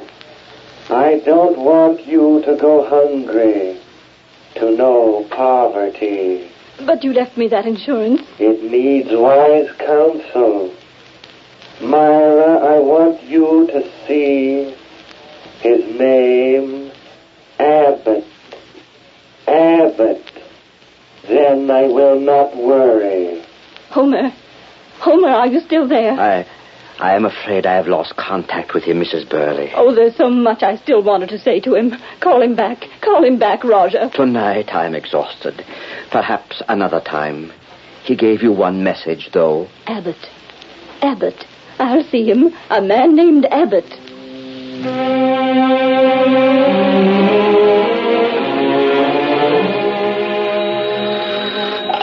Mr. Abbott's office. An appointment? Have you met him before?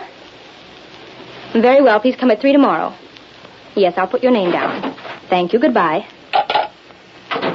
Is Abbott in his office now, young lady? Oh, yes, sir. It is time for his daily reading. Of course, Roger. Please go right in. He's waiting for you.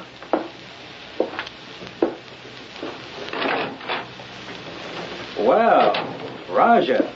The time has come, my friend, for a study of your day's horoscope.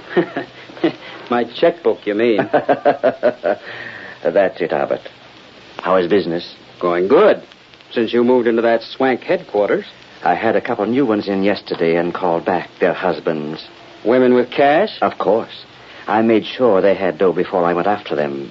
Good going. I'm branching out some more, Abbott. I'm putting a girl in to do nothing but check on the death notices and adding another woman to the sales force. Sales force? Of course. After I've learned considerable about a certain widow, she has to be sold on the idea of coming to me for an interview and a sitting, doesn't she? Well, I'll be...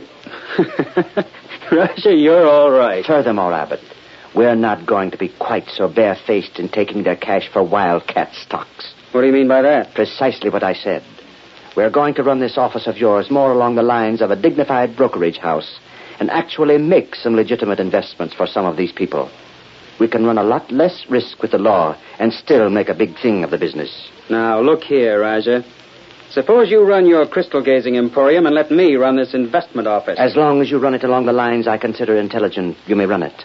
Otherwise, I will interfere. But I'm all right. I don't propose to see both of us land in prison, you see. I've done all right so far. And I will see that you continue to do all right. Now, how much have you taken in since yesterday? Mrs. Wilder came in with $5,000 to invest. What did you do with it? Sold her some Continental merchant stock. That is utterly worthless. Sure. But she won't know that for a long time. The profit on that deal was $2,000. Anything else? That's all. Abbott, you are a fool to try and double-cross me. What do you mean? Do you think I have so many facilities for gathering data without using them for the most important angle of my business? You seem to forget a matter of $500 you took from a woman named Joyce. Moreover, Mrs. Wilder left $10,000 with you, on which my share amounts to $4,000. Who told you I'll that... take the money in cash, Abbott, and don't take such risks. I might decide to find another broker to work with me. You try that and I'll land you in jail. You will land me in jail for what? You're in this racket as deep as I am. That's a matter of proof, my friend.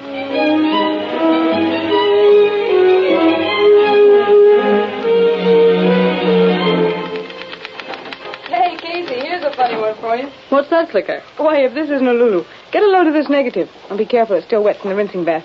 I shot a picture of this Roger at the Hotel Continental affair this afternoon. Yeah? Well, what about it, Clicker? Well, the doggone negative's a positive, see? That palooka has such a dark complexion that he shows white on the negative. Now, ain't that something? Who is the bird, anyway, Clicker? Oh, Roger something or other. I didn't cover the story, just took a couple of shots of him. He's the new rage of the society dames. What's he do, look into a crystal or something? Oh, he does all the tricks. Crystal reading, spirit tapping, table tilting. I was talking to a couple of dames over at that meeting, and they claim he brought back the spirit of their dead husbands. Ridiculous. Well, I'm just telling you what they told me. Boy, would I like to try to get a photograph of one of those spirits. Good afternoon, Miss Case. Oh, hello, Miss Benny. Hello, Mr. Reed. I didn't know whether you'd be in or not today, Mr. Reed. Well, I usually get in once during the day. I was just showing Miss Case this negative, Mr. Reed.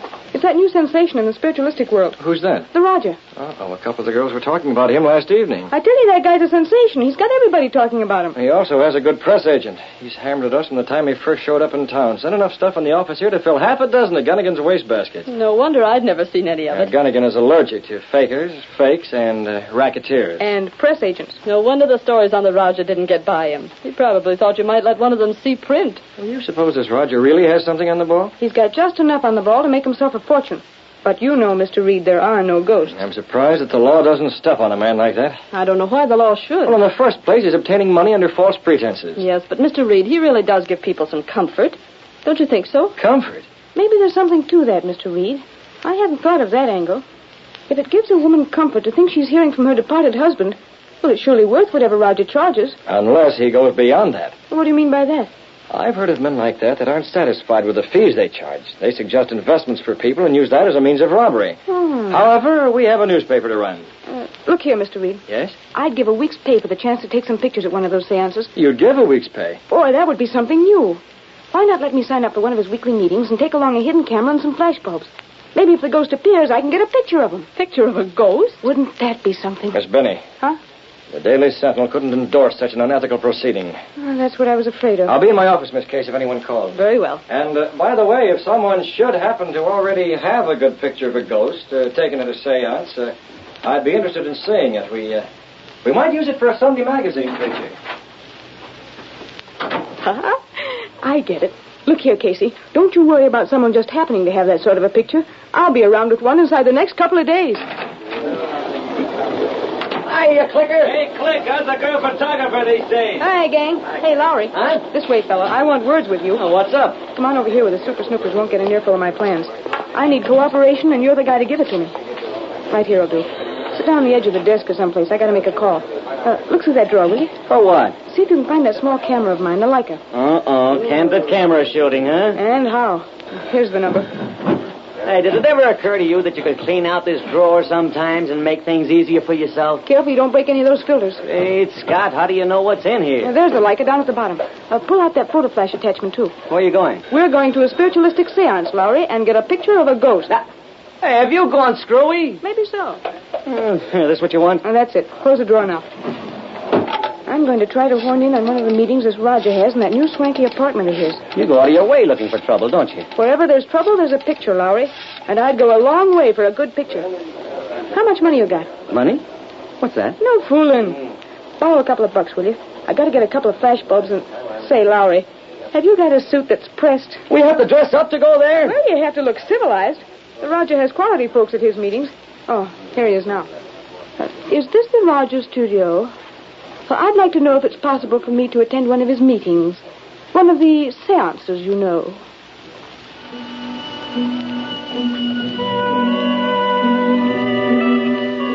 Soft music came from an unseen source in the velvet draped room where Raja held his seance.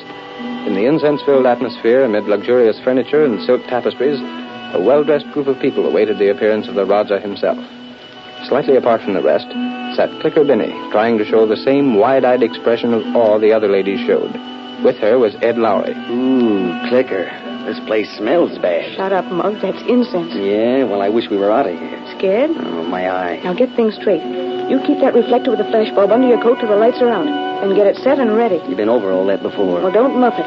Point the reflector at the ghost, and when I click the shutter, the bulb will go off. And we'll go out on our ears. That's okay by me as long as we get the picture.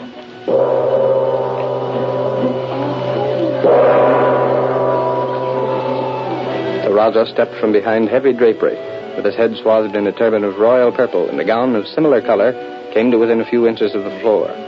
His deep-set, heavy-lidded eyes surveyed the people in the room for a minute, and then he took his place at the head of a table and motioned wordlessly for the others to gather close to him. As they did so, the lights became dimmer, and then the room was dark. In an adjoining room, a man and woman stood with many yards of cheesecloth draped about them. To commune with the spirits that lie beyond the grave, I must ask that all of you remain absolutely silent and concentrate on the hope of seeing one who was dearly beloved by you in life. While you concentrate, I shall place myself in a state of mind that comes close to the borderline, beyond which no person once crossing has ever returned in body. In a moment, if conditions and atmosphere are right, it may be possible that the voice of someone who means much to one of you will make itself heard. Then, if absolute silence prevails and nothing happens to disturb the spell, this spirit may come and let itself be seen. If it is recognized by any one of you, please speak softly and address it by name. I'm to go out first tonight, Jane. I wondered who's going to call you Daddy this time, Greer. Not so loud. Where's the megaphone? I've got to get the old sepulchral spirit in my voice. Right here. Drape this stuff around me now. Get the megaphone up to the wall there and start talking. The Rogers press the signal button. Right. Someone is near the borderline, calling to me. That sounds like John. I must caution you not to speak out until you see him and recognize him. Someone calls me. I hear a voice. I hear a voice. Who calls me? I feel a presence in this room. Someone from the hereafter is calling for attention. Come, give me your name. My name was John. John. John, will you let us see you? Someone is calling for me. I will let myself be seen. Come, John. A friend of yours is here. I would like to have a word with him. Someone took a picture. What in blazes? Who did that, John? John, where are you? This way. Turn on the lights. What is the meaning of this disturbance? This is profane. This is unheard of. This is the way out. We got it. We got it.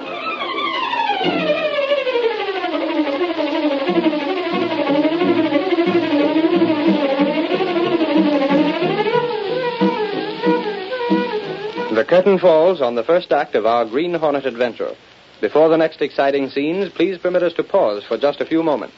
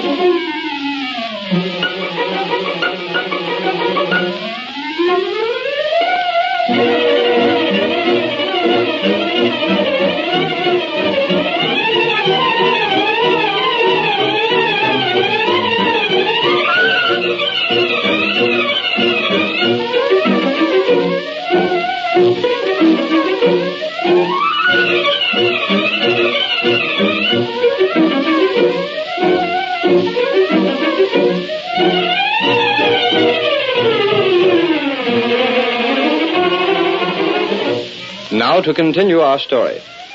When Britt Reed heard through society friends that Roger, the spiritualist, was using his supposed occult powers to persuade widows to trust their money to his accomplice, he had Clicker Binney get a photograph of the specter at one of the seances.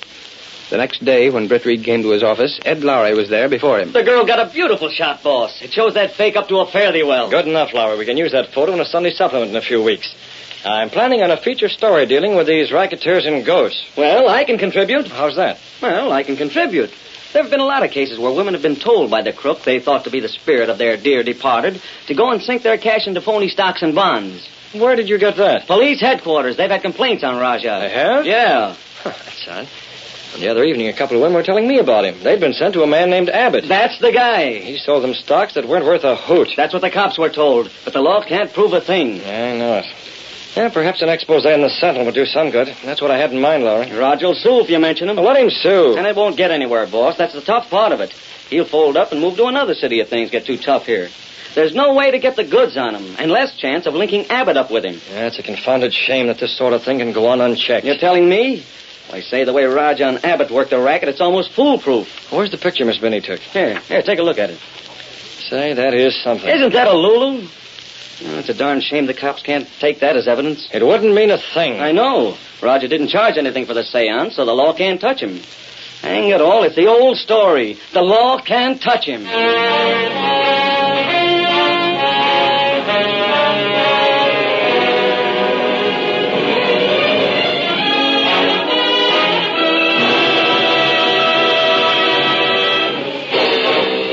The law couldn't get at Roger and his racket.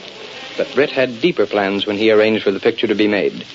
We find him in his apartment with Cato, his faithful servant and the only living man to know him as the Green Hornet. This picture, Cato, shows me how the ghost appears and where he comes from. Yes, Mr. Britt. In my careful study, I can get a fairly good idea of this man's face in spite of the gauze that's draped over his head. Yes, sir. And I think that with that, I can step out at the next seance. What are you going to do? Give the Roger the shock of his life. How? The Green Hornet's going to a seance. The next ghost that Roger summons from behind those drapes is going to have altogether too much to say. Now we've got to make some plans, some rather elaborate plans. Yes? You'll be in on them. He uses a phonograph, Cato, that's probably played from the same back room that the ghosts wait their turn in. What about that? Now, let me see. Abbott, that's the name of the bird that handles the financial end. Yes, sir. I'm going to give him an invitation to the next seance. I wonder what he'll have to say. He won't dare say much in front of the guests. Neither will the Roger. But after the guests have gone, I wonder.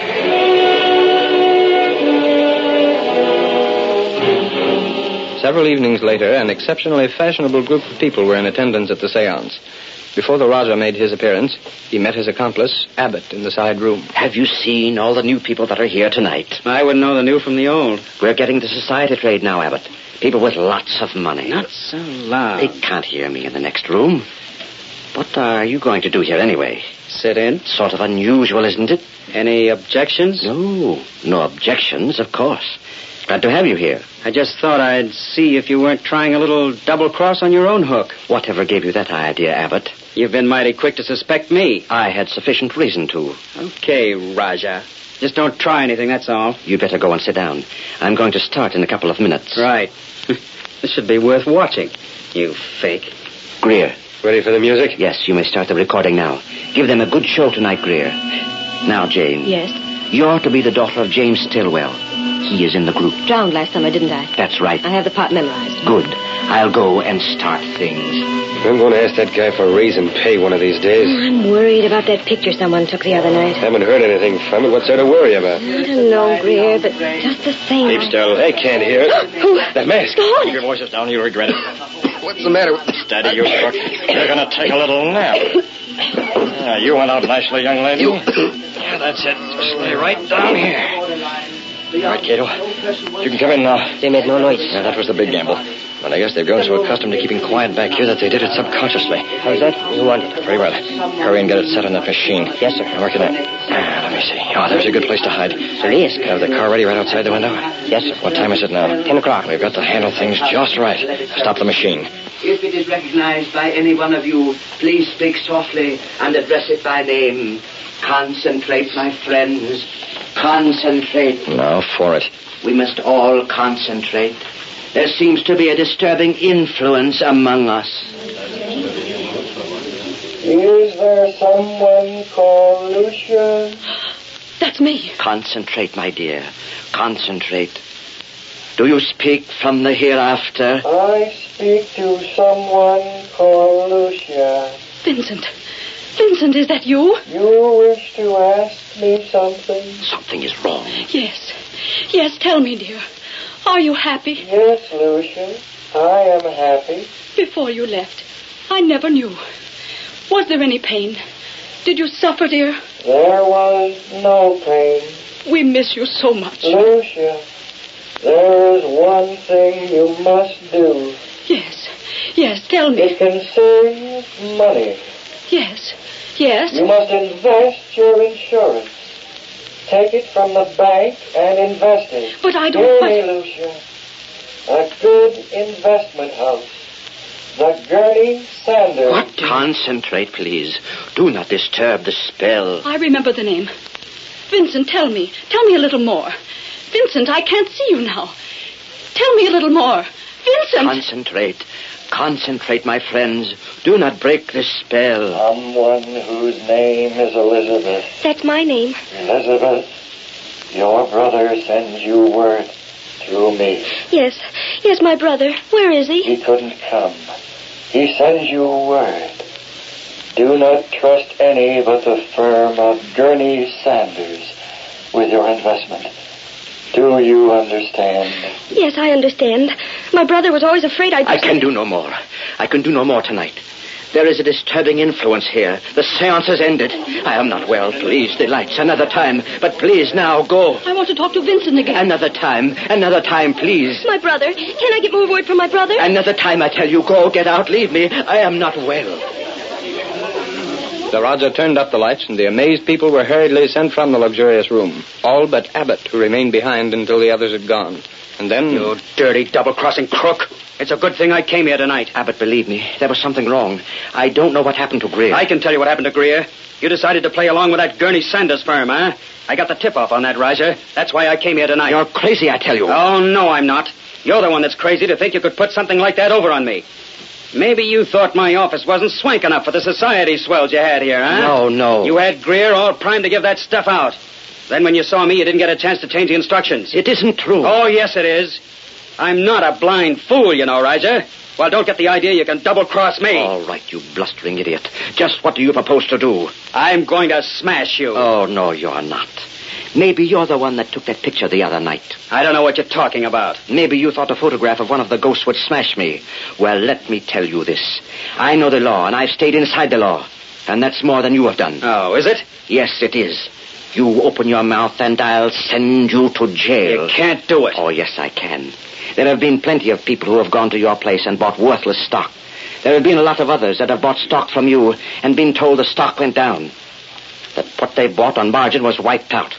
I happen to know, Abbott, that you never bought the stock at all. You just pocketed the dough. Well, don't get any foolish ideas about trying to make trouble for me. You can't double-cross me and get away with it. Who's that? How do I know? Where is Greer? You can ask him. I didn't try to double-cross you, Abbott. Greer, where are you? Answer the door. I'll go myself. We'll continue this discussion a little later, Raja. I'm not through by any means. Where's he at? Stand aside. Let's go through the place. Police, what's the meaning of this? What do you want here? Where's the Green Hornet? The Green Hornet? I know nothing about the Green Hornet. He's hiding out here someplace. I just got the phone call a little while ago, and we come right over. It's too bad he didn't do something about you two rats before he skipped out. He's probably gone by this time. Whoever called you is mistaken. There was no phone call from here, and the Green Hornet has not been here. And we don't want you cops around. Now clear out. What are you doing here, Abbott? I am reading his palm. You think fast on your feet, don't you, Roger? Let's have a look behind there. One moment, officer. Maybe you've heard that a warrant is required before you can search a man's home. You know all the laws, don't you? Sufficient of them. That's why I came here tonight, Joe. Someone in there. Come on. That's my voice. Let's go see. You think you could put something like that over on me? Maybe you thought my office wasn't swank enough. You two talking. Well, it's a frame-up. Shut up. No. You had Greer all primed to give that stuff out. Then when you saw me, you didn't get a chance to change the instructions. It isn't true. Oh, yeah. Let me out of here. Right where you are. Turn that thing off. Quiet, Roger. Looks like we got the goods on you at last. Let me go. Let me out of here. No, you don't. Not so fast. That record will hold in court. Hang on to these two. We're taking you both in and that record as well. No, it's a frame-up, I tell you. You can't do it. Let me go. This intrusion. You have no warrant. We're taking you guys in without a warrant. Take that record along. Who did it? Who did it? Hey, look over there. Those two on the floor. Holy mackerel. What's happened to them? It's Greer. Your helpers. I knew there was something wrong. I told you, Abbott. I told you that Greer wasn't the one who appeared. They're alive, all right, just knocked out. Yeah. We better call the boys and have the wagon sent over. This thing's bigger than we thought. Yeah, take that record so we don't lose that. I've got it. And hey, holy cats, look at this. I get it now. We were sent over here to get the Green Hornet. Okay. Look what's on the record. The mark of the Green Hornet. There he goes. He's outside. He sneaked out this window. Boys, I'd say offhand the Hornet framed this whole thing. I told you we were framed. It won't hold in court. Oh, yes, this will hold in court, Raja. And for once in his life, the Green Hornet's done a good turn for the police department. Ladies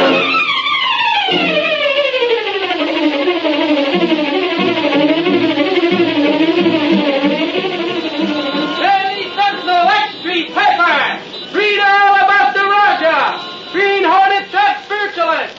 Green Hornet's to the north. That's the White Street paper.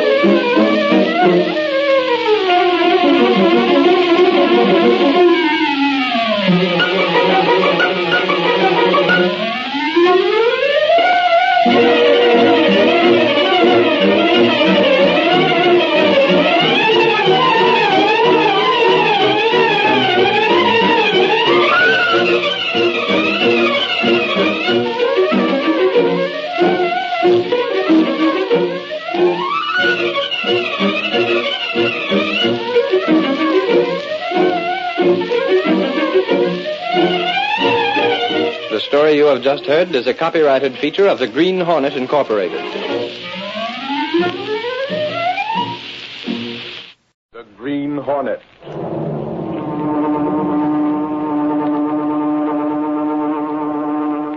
He hunts the biggest of all game, public enemies that even the G-men cannot reach. The Green Hornet.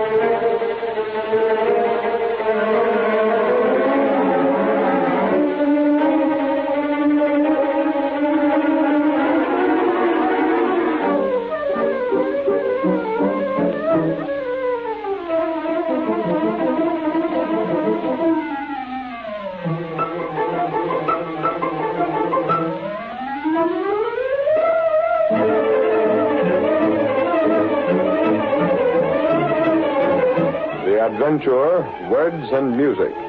The events and characters depicted in this drama are fictitious. Any similarity to actual persons, living or dead, is purely coincidental.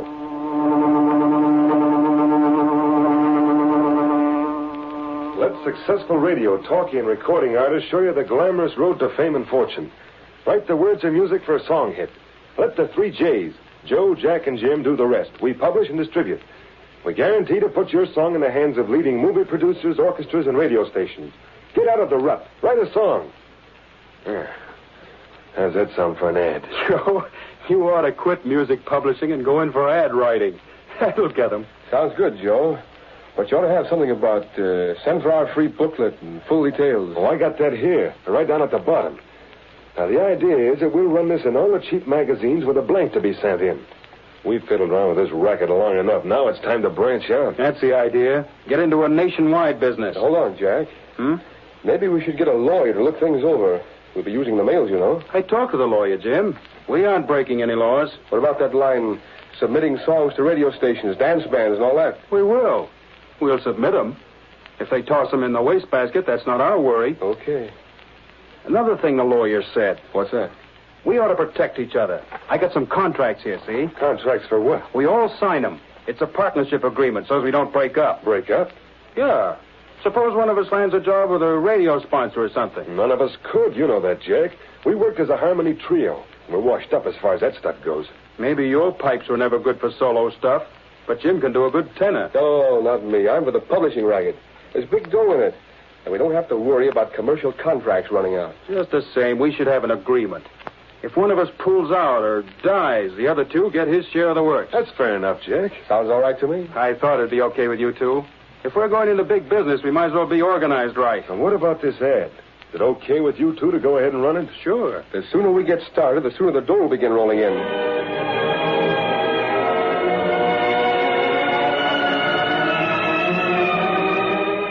The advertising for the 3 J's was widely circulated throughout the country. And a few weeks later, cash came pouring into the publisher's office with every mail delivery.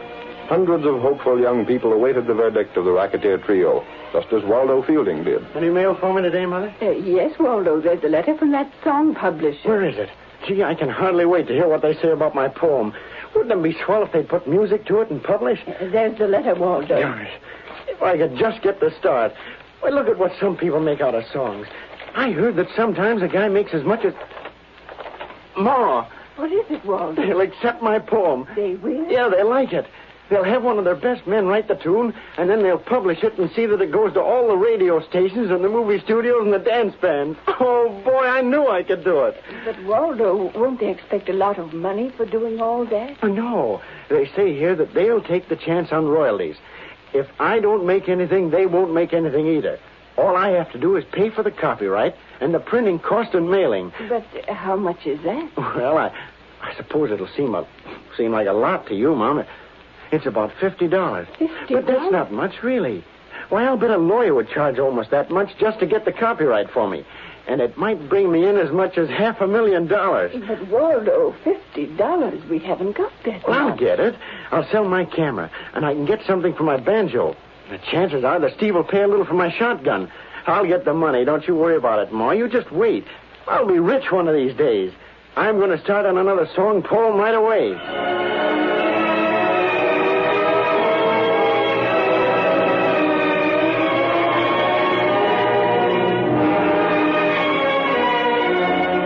Several more weeks elapsed, and Joe, Jack, and Jim found a veritable gold mine in their venture. They expanded in their advertising, moved into larger offices, and then one day... Hey, Joe, Jack. Yeah, Jim? The better business people have been checking up. So what? They don't like our way of doing business. Oh, they don't, huh? Well, isn't that too bad? What are they going to do about it? They'll probably publish some warnings about us. The suckers that send lyrics and tunes to us won't listen to warnings. They're so convinced that their stuff is good, they'll believe whatever they want to believe. That's the psychology of this business. I'm just passing on what that bird from the Business Bureau told me. He claims we're running a racket. It isn't a racket at all. We take a certain fee for publishing a song, agree to secure copyright, furnish a tune or lyric, whichever is required, and have a certain number of copies printed and distributed. And we do all those things. Certainly. We fulfill our part of the contract to the letter. There isn't a law in the country that can touch us. But it won't do us any good to have newspaper ads calling attention to our way of doing business. Well, we can't stop it, can we? Well, I thought if it was agreeable to you two, I make a few promises and stall things off for a while. We're really just getting a foothold. An ad in the paper in one city isn't going to hurt us much. Our business is nationwide. Let them advertise. Can't hurt us. Okay, Jack, it's up to you. And Joe? I agree with Jack. Now, what about the tunes for this batch of stuff that came in today? You got it all sorted according to meter, haven't you? Yeah. Okay, then let's have it. I'll rap out a few little jingles and give them some music. Seems to me it's kind of risky using the same tune for half a dozen different songs. Nah, the stuff never amounts to anything. Nobody will ever hear it. What's the difference? I can't think of 150 new tunes every day. You keep the stuff pretty well scattered, though, don't you, Jim? Sure. For example, I'll use that tune, Moonlight Love, on the poem of a guy in New York, one in St. Louis, maybe one in Omaha, one on the West Coast. That saved me writing 4 different tunes, see? It'd be kind of tough if the fellas ever got together and found they had the same tune. Fat chance of that. And what would happen if one of the songs became a hit? A hit? That's a good one, Joe. How can any of this stuff ever be a hit? We'll see to it that it isn't. I wanted to speak to you. We're in conference. What do you want here? My name is Fielding. Waldo Fielding. I sent you a song a few weeks ago. Remember the name? Sorry, Fielding. We're in conference now. We can't be disturbed. I've been trying for 4 days to see you. I spent all my money. What do you want to see us about, kid? My song. Did you get your copies of it? Yes, sir, but I wondered if there hadn't been some sales made. Where are you from? Simmons Corners. Well, what are you doing here in the big city? Well, I thought my song would be selling, so I came here. I thought I might be able to do better if I was working closer with you. You see the girl in the outer office and ask her to check up on the sales of your song. But I doubt if it's had any sales yet. You know, it takes time to put the new things over. Well, I thought I might make a personal appearance with an orchestra or something. Well, we'll send for you when we want you for that, kid. I did speak to the girl. What'd she tell you? She said that there hadn't been any sales yet. Well, that's the answer then. Why don't you go back to Simmons Corners or wherever your home is and stay there till we send for you? Well, look, there must be some sales. If you sent that song out to all the people you claim you did, I haven't eaten in 2 days. I gotta have some money. Well, what do you want us to do? Dish it out of our pockets? We're running a publishing house, not a traveler's aid. Yes, sir. We sent you 50 copies of the song. Why don't you go out in the street corner and try to peddle them or something? That's one way to drum up business. Yes, sir. Do you want to buy a song? Say, mister, do you want to buy a copy of my song? Not today. Buy a copy of my song, lady. Get out of my way, please. Look, mister, do you want to take a copy of the newest song hit home? Hey, you. What are you doing there blocking the traffic? Oh, officer, I didn't mean anything. What's this you're trying to peddle? Music? Yes, sir. I'm trying to sell a song. Maybe you'd better find out something about the laws of this town. You can't stand on street corners interfering with pedestrians, peddling music. Got a license? License? No, sir, I haven't. You'd better come down to the station house with me, I guess. No, please, I didn't know. Come on, kid. You can't get away with this sort of thing. Hey, suffering catfish, the kid's passed out. What have you got there, Doyle?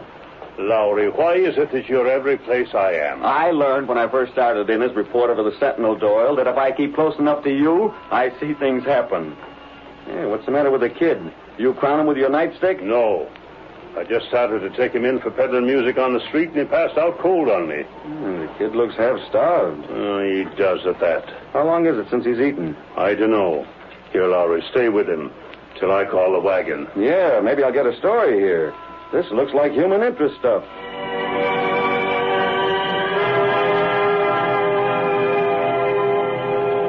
Ed Lowry, the star reporter of the Daily Sentinel, came into the office of the young publisher Britt Reed a couple of hours later. Miss Case, Reed's secretary, said, Mr. Reed's not in now, Lowry. But I gotta see him about a special story. He's still out. Where? How the dickens do I know where he goes? I'm the last one he tells. It's discouraging. Discouraging? Hey, now listen, Casey. Don't get ideas that the boss is interested in you. He travels with the 400. Don't be idiotic. As far as Britt Reed is concerned, you're just part of the office furniture. But I do wish he'd settled down long enough so I could write to his father with some feeling of confidence. What's the trouble? Oh, just as soon as I write Mr. Reed and tell him that Britt's taking an interest in the Daily Sentinel, he disappears. Lady, if I had his dough, I'd never come to the office. During the past week, he's been out to some affair almost every night. He's bored with the office again. Well, he'll get his fill of nightlife and then settle down again. Yes, until he gets his fill of the newspaper business again. Oh, here he is. Say, boss, I ran into Doyle, the big cop, today. Oh, yes? And he had a kid in tow. The kid had passed out from hunger. But when Doyle spotted him first, he was trying to peddle a song he'd written. A song? And it ties right in with the racket we've been working on. What racket was that, Laurie? Music publishing. You know, those wildcat publishers that call themselves Joe, Jack, and Jim, the 3 J's? Who are they? A broken-down vocal trio that hit a good racket. I got a first-hand story from one of the victims of the racket. The poor kid got just enough encouragement from them to quit his job and leave home. Here's the song he wrote. I brought a copy for you. Well, leave it with Miss Case. I'll take it with me when I get home. Well, what about my story? I got pictures of the kid. Well, speak to the city editor about it. He's paid to handle that sort of thing. But maybe there's editorial meat in it. Gunnigan's the best judge for that. Oh, hang it all. What's the matter, Larry? Well, look here, boss. Take it to Gunnigan, Larry. Okay. I'll take it to Gunnigan. There's the words and music. Mr. Reed. Yes, Miss Case? I'm going to stick my neck out again. Isn't there something we can do to make the office more attractive for you? Oh, no, it's quite all right, Miss Case. Then why can't... Why won't you... Oh, I understand, Miss Case. You're concerned again because I'm spending too little time around here. Frankly, I am, Mr. Reed. I hate to keep writing your father that you're... I'm sorry. But you'll have to admit the newspaper work hasn't a great deal of adventure. It might have. Oh, yes, Miss Case, it might have. There was plenty of excitement while the Green Hornet was so active. There was, wasn't there? I wonder if the Hornet has been killed. Killed? Well, why, Miss Case? We haven't had a story about a Hornet adventure in quite a while. That's true. He may have been killed, or he may have, retired. I doubt if the Green Hornet would retire, Miss Case. Well, perhaps then the police and public have been so greatly aroused that the Hornet doesn't risk making another appearance. That's quite possible. I never saw you more interested in the newspaper than while the Green Hornet was running wild. Well, you must admit the Green Hornet furnished news. He certainly did. Mr. Reed, there's just as much excitement in everyday life if you could only realize it. For example? For example, that lad that Lowry tried to tell you about. Waldo Fielding. Now, there's human interest. Poor chap that falls for racketeers, quits his job in the little home community, comes to the big city, goes hungry, is misled and victimized by these fake music publishers. Isn't there something the law can do about publishers of that sort? If there were, the law would be doing it. But they stay inside the law, Mr. Reed. According to Lowry, they have a contract, and they fulfill the terms of the contract. So the law is helpless. I've heard about the racket, Miss Case. Aren't you going into your office? No, I think I'll leave for the day. It's after 4. But, Mr. I'll take Reed... the song along with me just to satisfy Lowry. Very well. See you sometime tomorrow. You will stop in then tomorrow. Oh, yes, I'll probably stop in. If the Green Hornet would only start up again, and perhaps Britt Reed would become interested in the publication of news.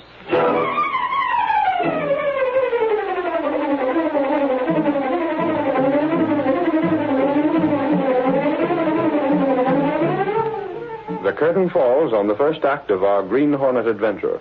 Before the next exciting scenes, please permit us to pause for just a few moments.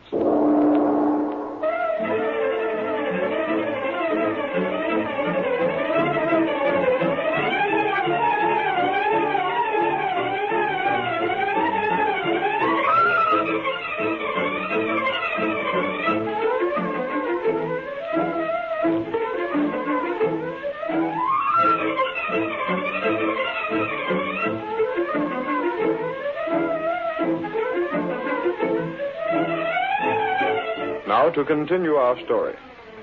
Britt Reed went directly from his office to his apartment. He was uneasy and restless, and only Cato, his faithful valet, realized the real cause of the uneasiness.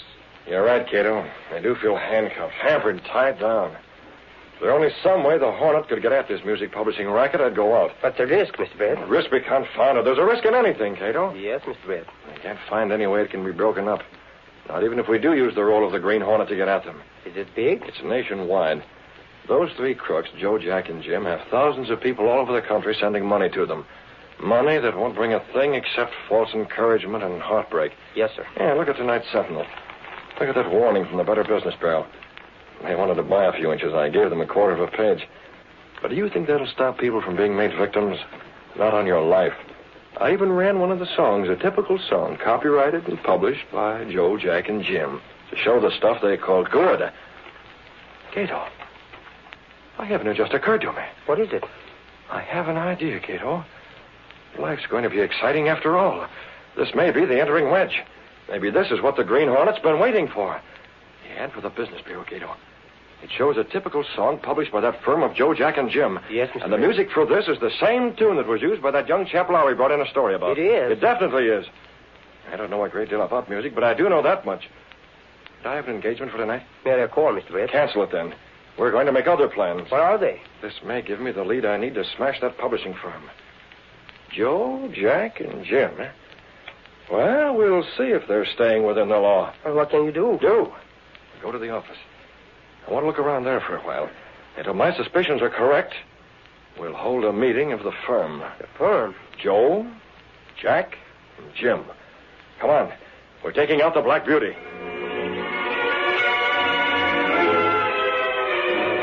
Britt Reed went through a secret panel in the rear of his clothes press, and then by means of a passage between the walls of the apartment building, he reached a small door that opened into the loft of an old, supposedly abandoned livery stable. It was here, unknown to everyone, that the sleek black car of the Green Hornet was housed. Is the car ready, Cato? Yes, sir. All right, get in. Mask? Here, in compartment. Gas weapon? Here. Good enough. I want to telephone Joe, Jack, and Jim, but I can do that from their own office later on this evening. Yes, sir. Now, let's get going.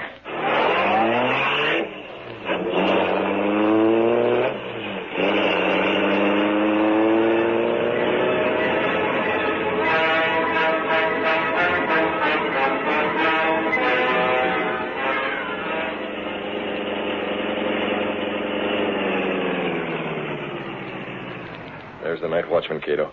Standing at the entrance to the building. Yes, sir. You take the car onto the rear. I'll handle him. What are you going to do? I'll have to knock him out and get him out of the way. Can't take chances on him. Take the car now. You know where to meet me? I know.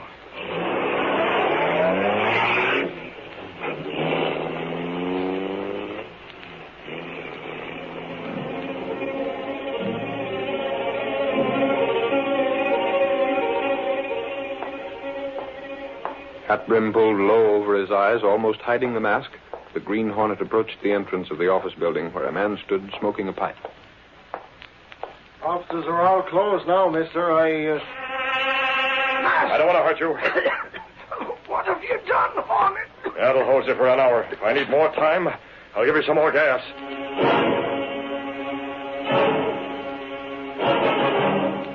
Dragging the unconscious form of the watchman inside the building, the Green Hornet left him in a corner, then ran the elevator to the 10th floor. Half an hour later, the three Jays had a phone call at their apartment. I suppose that's just another one of these would-be writers calling for information on his song hit. Answer, Jack. Hello? I wish we'd given that Fielding kid a little dough. Oh, stop harping about him, Jim. Well, the passing out in the street like he did. Hunger. That won't do us any good. Well, it won't hurt us any. Yeah? For the love of Pete, forget him. He just won. Yeah. He should have come to the city in the first place. Maybe you're right, Joe. That'll be swell. Who's he got on the phone? I don't know. Looks as if it's something pretty good. Yes, sir. Right away. Hey, fellas, we're set to really go places. Who was that? A publisher. Publisher? Magazine publisher. One of those cheap picture mags. He's in town for the evening and wants to talk to us about running a picture story of our business. Yeah? Hey, that would be swell publicity. Wouldn't it, though? That'll offset what the Sentinel ad has done. Won't offset it. It's a national magazine. When do you see him? Right away. He asked if I couldn't meet him in our office tonight. Tonight? Yeah, and let him see what sort of picture story could be run. Good, we'll go with you. Yeah, come on, let's start. This is the break of a lifetime.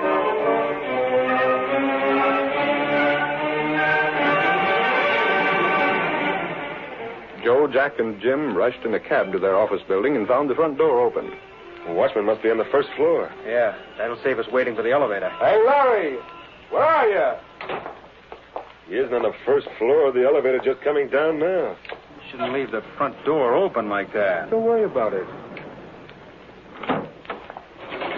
Well, Larry... Get covered. What in place? Mass, the Green Hornet. One of you can run this elevator. Get in there or I'll fold you up where the night watchman is. You killed him. Murder. Get aboard. Don't shoot. Don't shoot. Well, what are you after? Up to your office. Get going now. The 10th floor, you know. Stop waving that gun around. I'll stop by letting you have it at the first sign of any rough stuff. I'll show Take you. it. Oh, Jim. Let that warn you two. Oh, shot him in cold blood. Yeah. How do you like it? Leave him right where he is. You open that door and get to your office. What are you going to do? You'll find out. Step along there. There's a light there. I left it. You needn't think about the magazine publisher because I was the one who phoned you. I took the liberty of using your own telephone. I have keys. You won't need them. I've unlocked the door and everything else that needs unlocking. Now what? Sit down in there. What's all this stuff? Your so-called song hit. Yeah, I see. A couple of them have possibilities, haven't they, Jack? Why, sure they have. Suppose the Green Hornet were to steal one of them. Not just suppose there would be a lot of publicity about the Green Hornet shooting 2 men, maybe more, to get possession of one specific song. What would happen to the sale of that song? Hey, that's right. It would become the hit of the week. Every band would use it, every radio station would be featuring it on a song and bring thousands and thousands of dollars in royalties. Maybe we can make a deal. Before I finish talking to you, crooks, you won't want that sort of thing to happen. What? Why not? Look here, Hornet. You two are going to be broke. You're going to be smashed to a finish. Broke? Smashed? I've already addressed a few envelopes, and I'll see that the rest are addressed. There they are. Take a look at them. I don't understand. You will. Take a look at those 3 sheets of music I've laid out for you. What about it? Who wrote that music? We did. What of it? And who secured copyrights? We did. See, every one of these songs can be made into a hit tune with the right promotion. I think I can see that it gets that promotion. I've already explained how. Well, a hit is what... You can't afford a hit. Suppose, for example, this number becomes a hit. What do you suppose the authors of these other songs with the same music would do? They'd sue, wouldn't they? Yeah, they'd probably sue. There were probably a dozen other poets who've been given the same melody for their song. They'd all start lawsuits. You two'd be dragged through every court in the country. Your whole racketeering business would be laid out in the open. Can you stand having a sensational song hit? I don't know. You know you can't. That's why I came here. It was a mistake. That's it. It was a mistake. Mistake? The printers made a mistake. They got the words and music. That's too thin. I could go through your files and show you plenty of the same sort of mistakes. Sit down at that desk. What do you want? Money, lots of money. There's your checkbook. I have to notice your bank balance there. You can write a lot of checks. Checks? I said checks. For who? Make out the first to Harvey Dale, D-A-L-E. According to your records, he's paid in $150. That's the amount you'll send him. And who else? Start writing. I'll do it. Oh, no, we'll have Jack do it. He's the one whose signature makes those checks worth something. Go on now. Start writing. Now, you see here. Right. How far are you going? As far as your bank balance will allow. There's $200 to go to Mrs. Hacknew, $100 to each of the people on this list, $75 to these people. And there's a list of those who'll get $50 each. I'll be broke. I can't afford all that. You can't afford not to pay up. You'll afford it a whole lot better than these people contributed to your success. And there's another thing, Jack. Rob and steal. Shut up! I said there was another thing. We may have to overdraw your bank account considerably. I can't. You better convert some of the bonds you hold to cover the checks you make out tonight. I can't. You might even have to trade in some life insurance. If you don't cover those checks, you'll mighty soon find yourself not only in court, but eventually in jail. What would a jury made of people who read all about your racket in the magazines and newspapers give you? Take your choice, Rat. Go broke and stay free, or go broke and go to jail. And make out checks until you get the writer's cramp. And see that those checks clear the bank.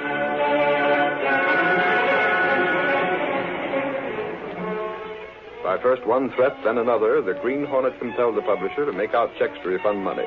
And then... That's as far as your cash will go. I'll see to it that these envelopes are mailed. You can't get away with this. No? Well, let me explain that I can still make one of your songs a hit.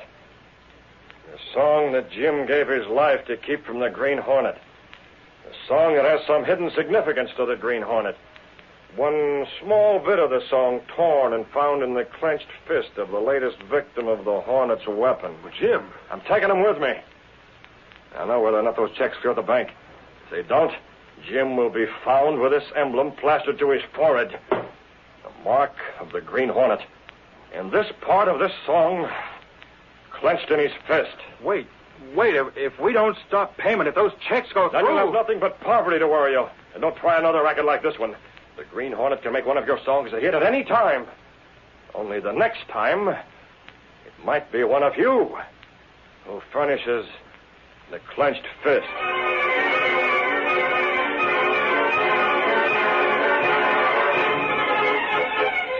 Leaving the two racketeers in their office, the Hornet took the elevator to the first floor, dragged the still unconscious man to the rear door of the building, and put him into the car. That'll do, Cato.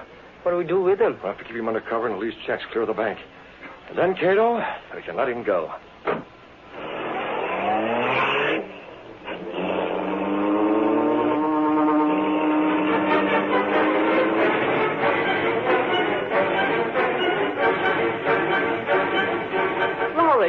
Lowry, have you heard the news? Which news? That Fielding kid got a refund from Joe, Jack, and Jim. That's news. Yes, and the mark of the Green Hornet was on the letter that went with it. Yeah, that's a page one story. The Hornet has stepped out again. I wish I had all the details. But that's not the biggest thing. Mr. Reed was in bright and early this morning. He's a newspaper man again. He's been working like a Trojan all day, trying to run down some leads on the Hornet from what information he gathered. He is? Yeah, but it won't last. I'm certain that he'll lose interest again if the Green Hornet goes back into seclusion. But what if the Green Hornet was to be captured? I'm afraid Britt Reed would lose interest in the Sentinel in that case, too.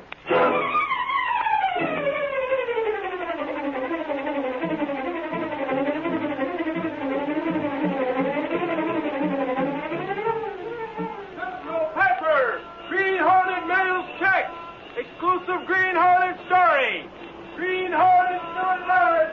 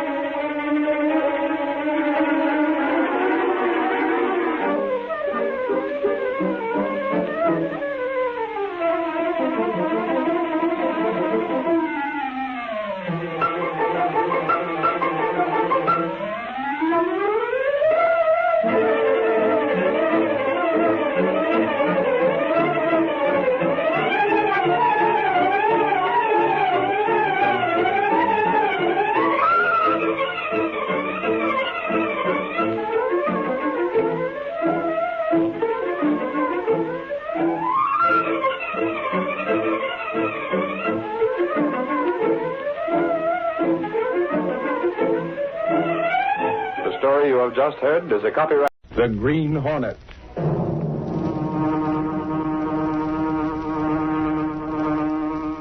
He hunts the biggest of all game, public enemies that even the G-men cannot reach. The Green Hornet.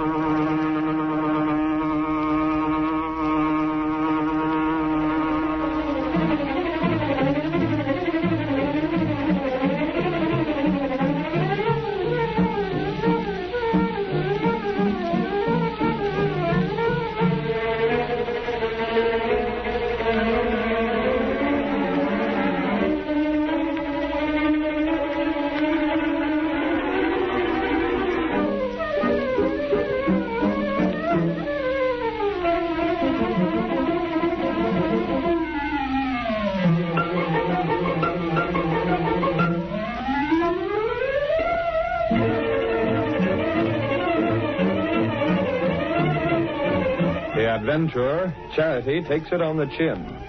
The events and characters depicted in this drama are fictitious. Any similarity to actual persons, living or dead, is purely coincidental.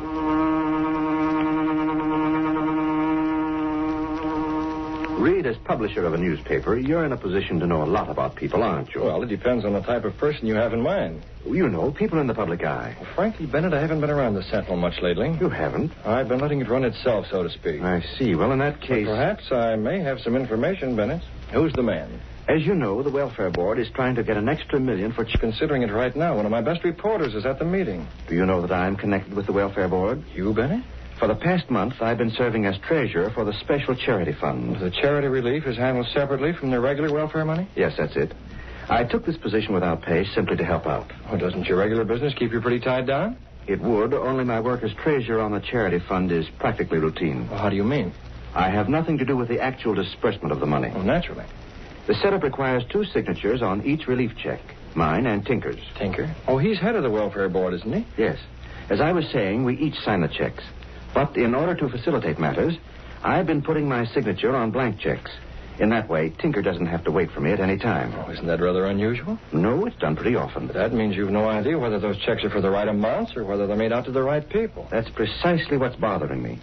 I have no reason to believe that Tinker is doing anything dishonest, mind you. You wouldn't be speaking this way if you didn't have some suspicions, Bennett. That's all they are, Reed. Suspicions. Tinker has a friend named Murdoch. He's always around the welfare board. I don't like him, and I don't like the way he and Tinker are always together. Perhaps you're imagining things. Well, I hope I am.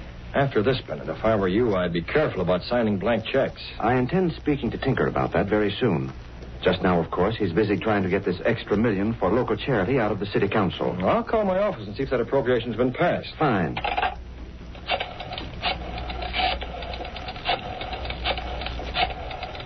Charity's a fine thing, Bennett, but all that money can be a great temptation for the wrong people. And with an extra $1 million coming... Oh, let me have Miss Case, please. Miss Case? Mr. Reed. Has Lowry brought back any news from the city council meeting? Oh, they have, huh? It's already in the papers. Oh, thanks, Miss Case. I'll be in very soon. Well? The city council okayed the extra $1 million for charity, Bennett. Remember what I told you about those checks.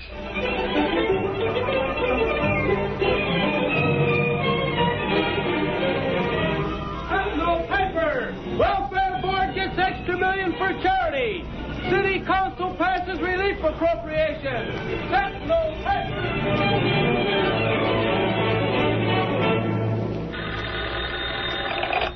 Yes, what is it? There's a young man out here applying for charity, Mr. Tinker. Did he fill out the usual form? Yes, sir. I told him there was a long list, but he says he needs help immediately. He's very insistent. Oh. All right, send him in. I'll settle it. Another one, Tinker? The 6th one today. Murdoch, perhaps you'd better go into that other office. Sure, Tinker. After all, this ain't supposed to be any of my business. If anyone gets an idea that Murdoch and I are taking a cut of that charity money, it might mean... My name's Drake, Mr. Tinker. Girls... Close the door. Come in. Look, Mr. Tinker, it ain't for me. It's my wife. She ain't feeling so well. Drake, it takes time to care for people. Cases like yours must go through a regular routine. Can't hand out charity to everyone who comes asking for it. Your case will be investigated, same as arrest. Yes. But can I get something special for my wife? The doc says she needs medicine right away. Your name is on the list, and we'll investigate. If you deserve charity, you'll get it as soon as possible. Yeah, but... The welfare board is already pressed to the limit. You'll have to be patient. Yes, sir. Only I figured with that extra $1 million... That extra $1 million is practically drained away already. Well, can't you make... I'm very busy. If you're deserving, you may be tended to. That's all. Yes, sir. It's only on account of the wife. Give them the money. I can use it myself. He's gone, Murdoch. Snappy work, Tinker. You don't waste time. Can't afford to. We have to figure out how to get our hands on a share of that $1 million. You told that sap the $1 million was already earmarked for the other charity cases? Of course. Now, what's our plan? Same as before. We put 500 phony names on the charity list. You have the list? Yeah, sure, I got it right here. Abbey, Abbott, Adler, Augustini. Where'd you get these, Murdoch? Relax, will you? They're okay. Can't have anyone checking up on them. Not a chance. With these phony names, we'll be able to grab off 100,000 for ourselves. Perhaps 200,000. That's the stuff. And nobody the wiser. Of course, there's Bennett to consider. Bennett? What about Bennett? He wants me to have the checks filled out before he signs them. That'd ruin us. Don't worry, Murdoch. I told Bennett we'd do as he wanted. You crazy? As soon as I got around to it. I told him it meant changing the routine, and it might take a little time. Oh, you stalled him. For a long time. That's the angle, Tinker. Plenty of graft for you and me. Well, you know that old saying, Murdoch. Yeah? Charity begins at home. That's it. Charity begins at home. That's rich.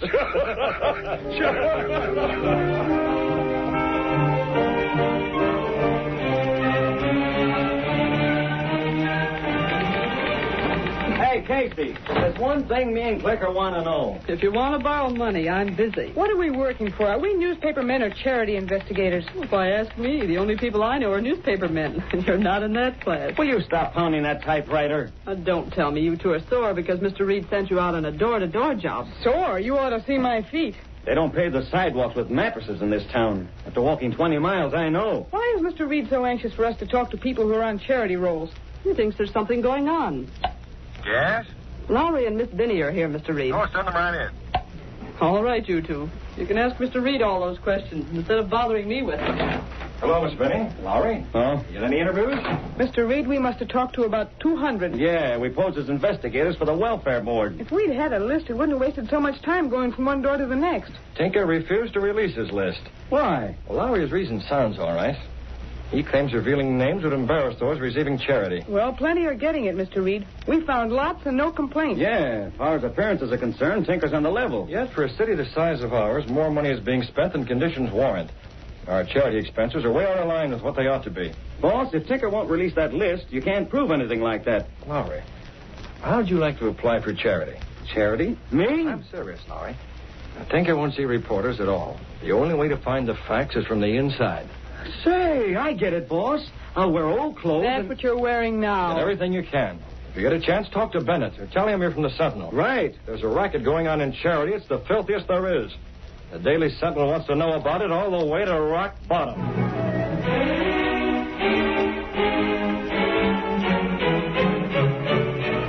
Look, lady, I've been coming here to the welfare board every day for a week. I'm sorry, we're doing all we can. Here I am again. The name's Lawrence. Sorry, don't use yet. Boss, I tell you, I'm getting no place. Stick with it, Lowry. Have you talked to Bennett yet? I'll keep trying, but these hard benches are sure wearing my pants awful thin.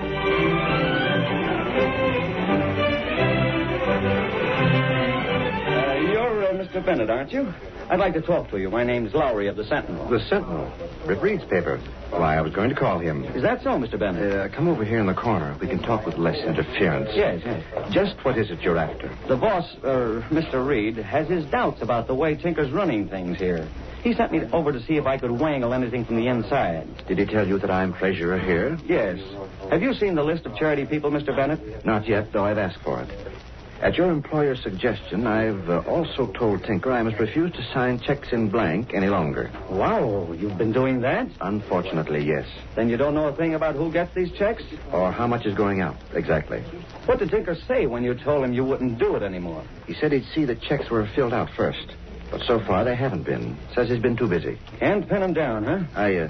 Oh, hold on. Here he comes now. Hello, Tinker. Oh, Bennett. I've been looking for you. Got another batch of checks. Are they filled out? Well, not this batch. I promise you the next one. When these are filled out, I'll sign. Not before. Bennett, it sounds very much as if you don't trust me. You can't keep charity cases waiting because of a mere formality. Then I suggest you get these filled out at once. Well, if you insist. I do. It may take a little time. Shall we say tomorrow morning? I'll be waiting.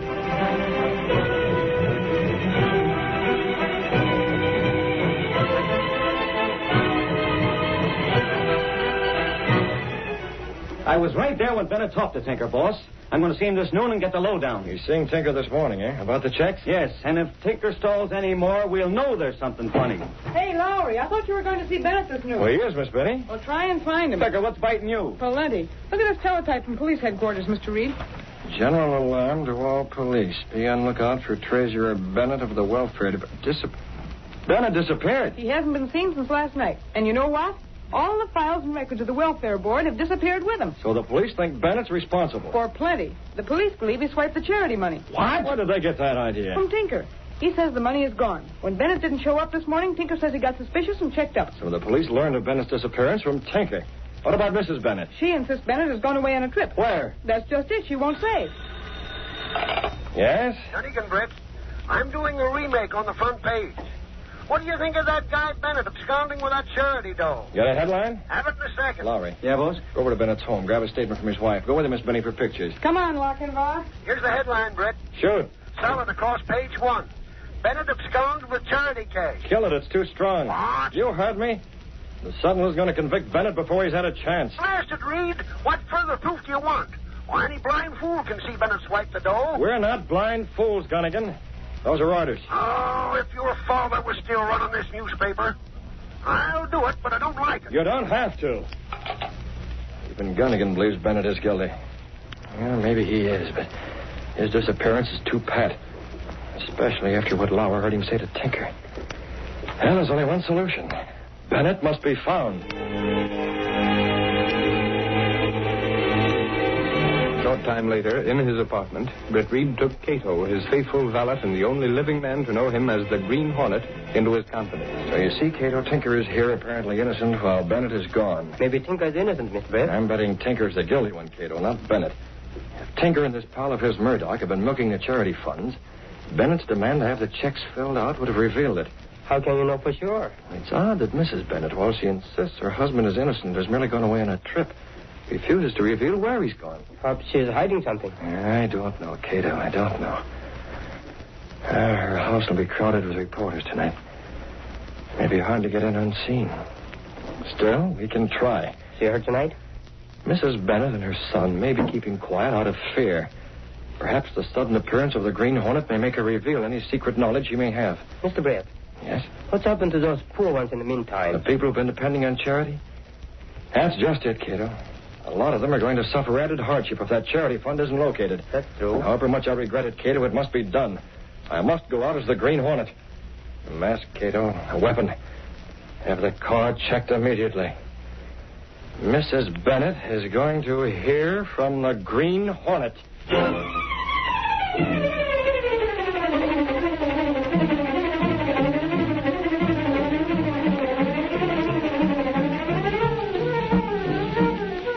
The curtain falls on Act One of our Green Hornet adventure. Before the next exciting scenes, please permit us to pause for just a few moments. Now to continue our story. Bennett, treasurer of the Welfare Board, disappeared with all the files and records. The police believed that Bennett had absconded with the charity funds. But Britt Reed, unconvinced of Bennett's guilt, assumed the role of the Green Hornet to uncover those who were really guilty.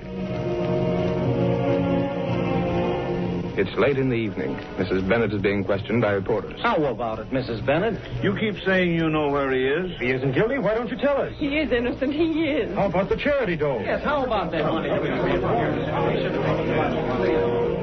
While they crowded around Mrs. Bennett and her 20-year-old son in the Bennett library, a tall figure slipped through a side window into the hall. All the reporters left their hats here on the table. In the fine Lowry's. Yeah, here it is. Initials E.L. Britt Reed took an envelope from his pocket and slipped it under Lowry's hat. Then he left to await developments. I left a letter under Lowry's hat, Cato.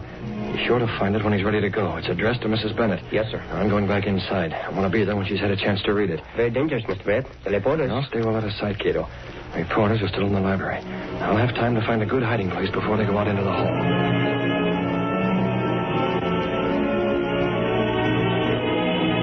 Clicker. What, Lowry? Get behind these drapes. Huh? Come on. I want to ask Mrs. Bennett a couple of questions when this mob leaves. Maybe she'll talk then. My mother has nothing more to say. You'll have to leave. Looks like you'll have a chance soon. They're all going out into the hall. Okay, Mrs. Bennett, if you won't talk, why, your headache, not ours. You know your own mind.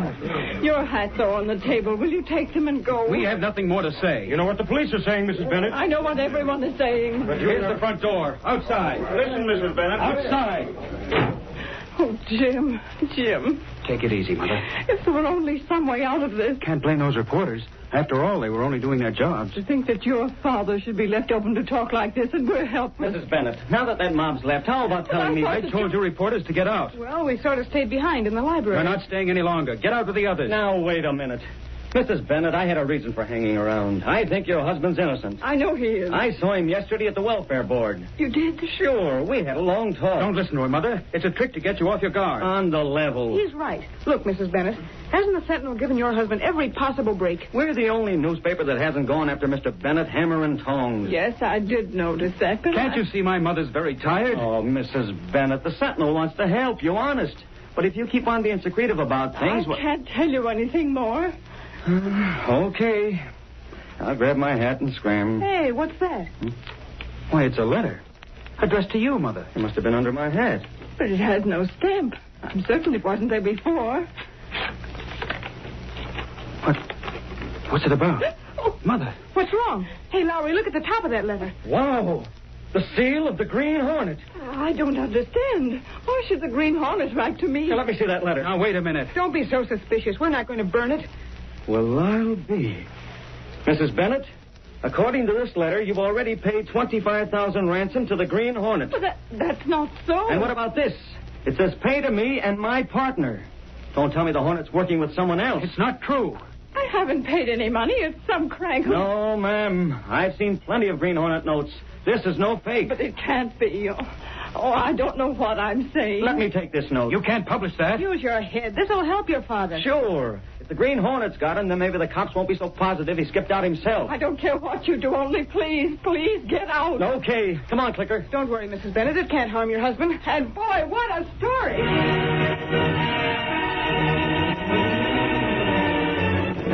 Leaving his mask and gun in the car, Britt Reed, once more the presentable publisher of the Sentinel, walked into a drugstore and entered the phone booth.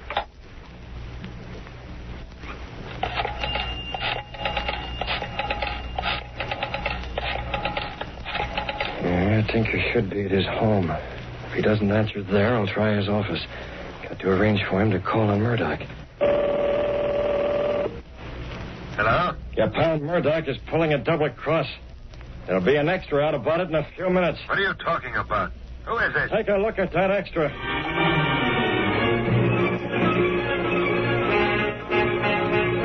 All right, Cato, now you get to a phone. Call Murdoch and keep his line busy. After that extra comes out, I don't want Ticker to be able to get Murdoch on the phone. Stay on the phone till you hear me in Murdoch's home and join me there. It's right around the corner. Now get going.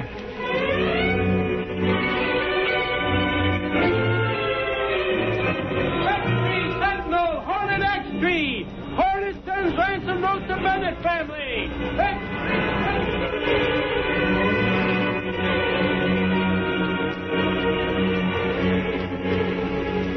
But I tell you got the wrong number. This is the 5th time you've called. Well, look it up, then. Hang up, Murdoch. Huh? Who the devil I said hang up. What's this, a stick-up? Take a good look, Murdoch. Yeah, I'll move into the light. Why, I've seen pictures of that mask.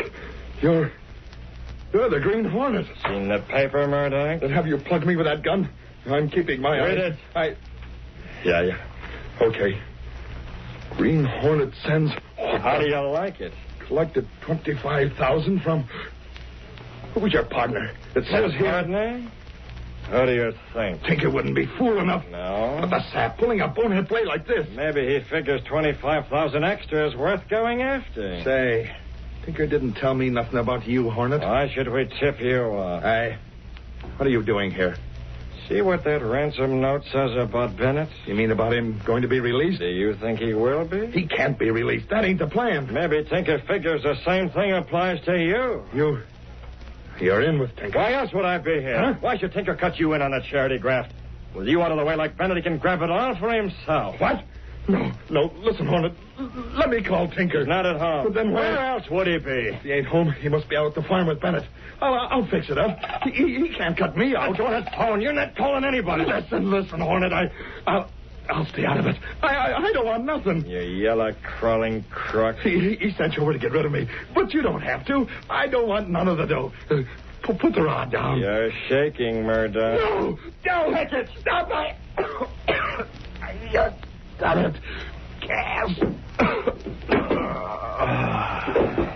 And gas will hold him for a few minutes. When he comes to, we'll go after Tinker. I made sure he believes Tinker's at the place where Bennett is held prisoner. I'm going to take care of Tinker. If he's been unable to get Murdoch on the phone, he'll be here any second. Cato, you've been watching the door? Yes, sir. Someone coming now. Good. Stand beside the door, Cato. Give him a chance to see me before you do the job. I understand. You ready, Cato? All ready. I've been trying to get you on the phone, Murdoch. Have you seen the Sentinel? Yes, he saw it. Well, you're not Murdoch. Green Hornet. Then it's true Murdoch is double-crossing. No. Yes. My throat. What? Grab his arm. He's going with us. What do we do? Murdoch will recover soon. He'll head for the farmhouse then. We follow and get Tinker there with him.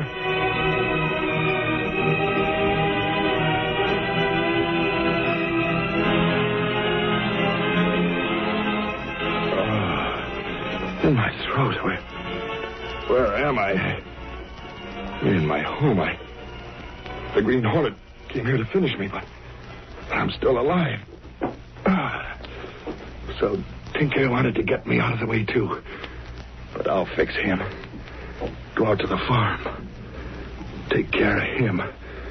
He won't expect to see me. Take a gun. Try to double-cross me, huh?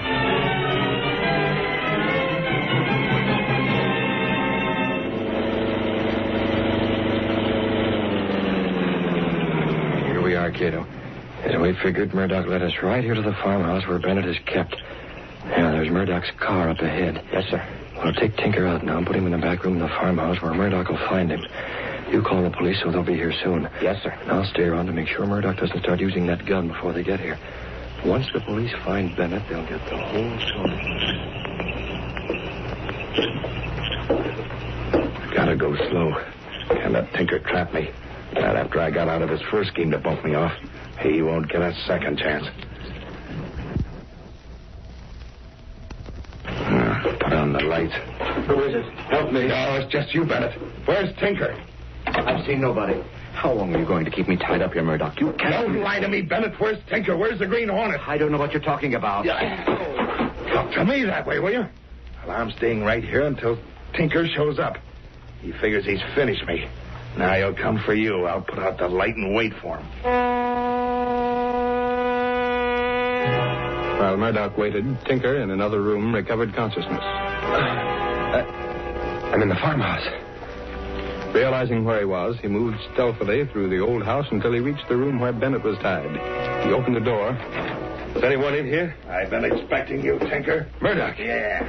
You and your pal thought you could double-cross me and grab all the dough, didn't you? What? You sent the Green Hornet around to my place to put me on a spot, huh? But it didn't work. What are you talking about? The Green Hornet was working for you. Is that the best talking you can think of? Don't try to pull a wool over my eyes, Murdoch. If I ever get to the police... Shut up, you. I know when I'm being double-crossed, Tinker. Now, see here. You listen to me. Figured by this time I'd be finished, huh? You ain't satisfied with our neat little scheme to grab off a couple $100,000 from the welfare board and pin the rap on Bennett. You were the one who wasn't satisfied. You calling the Hornet, not me. Talking won't do you no good. Put down that gun. Pray me, will you? No such thing. I didn't think... This gun doesn't have gas, Tinker. When I take care of you and Bennett, I'll find that Green Hornet and... Rob it, Murdoch! The police. Let's get out of here. I'll take him. Thank the Lord you got here. Don't move, Tinker. Sergeant. Why, you... Try to get past me, will you? Good work, Doyle. Mr. Bennett, are you all right? Yes, if you'll untie me. I demand that you arrest Murdoch. He's tried to shoot me. I'm sure we'll arrest him. And you, too. It was Tinker's idea kidnapping Bennett. You can't pin that on me. There's plenty on both of you as soon as Bennett starts talking. Take these guys out. Get moving. Little cell waiting for you, babies. Put the cuffs on them. Officer, these two men have been milking the charity fund. They kidnapped me, so I would be blamed. We'll have you out of these ropes in a jiffy, Mr. Bennett. When you make your official statement, we'll have them cold. Hey, Clicker, how about some pictures? I got plenty, Lowry. How are we going to get them into the newspaper? I can phone the story, but you can't phone pictures. Doyle will be a sport and lend us one of your cars. Nothing doing. Them's police cars. Oh. Hey, Lowry, get your hand out of my pocket. What are you doing? Car keys, Doyle. I'll give them to you tomorrow. Attaboy, Lowry. Come on, Clicker. Lowry, Clicker, come back to them keys. Come on, Doyle. See you in the papers. Lowry, the way you took those keys out of Doyle's pocket, I could kiss you. Save it for my birthday, Clicker. Come on. Let's get the story in with pictures.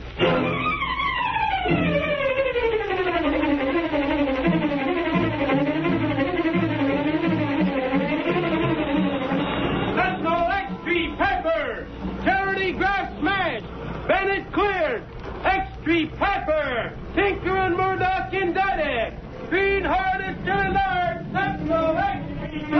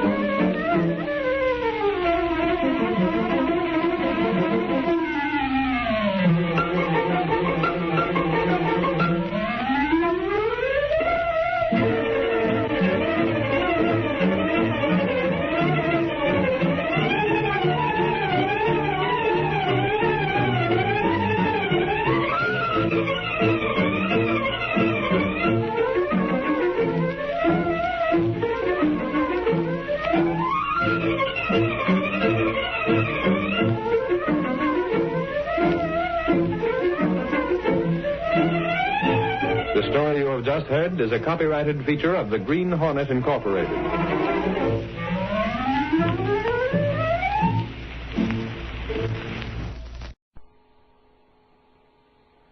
The Green Hornet.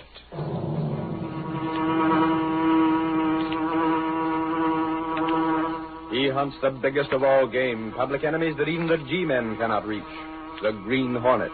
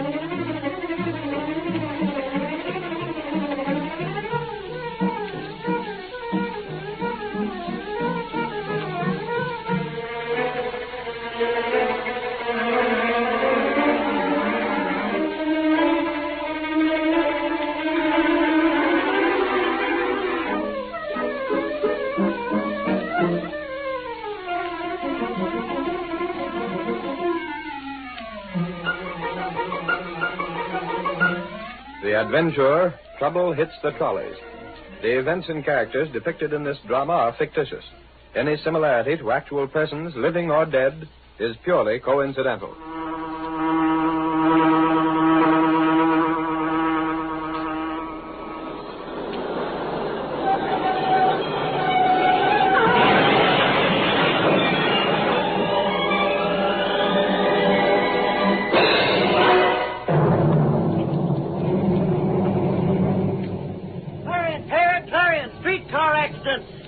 Passengers in panic. Clarion, Pip.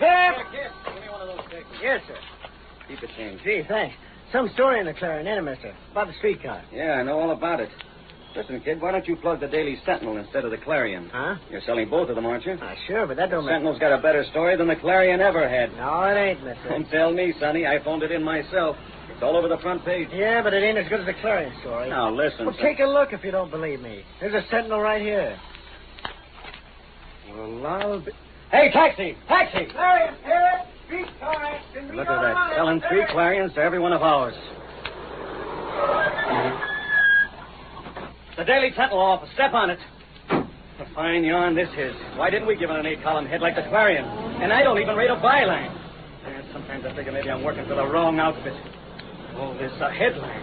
Accident delays streetcar service. There. Say, what's the matter with this taxi? I can make better time walking.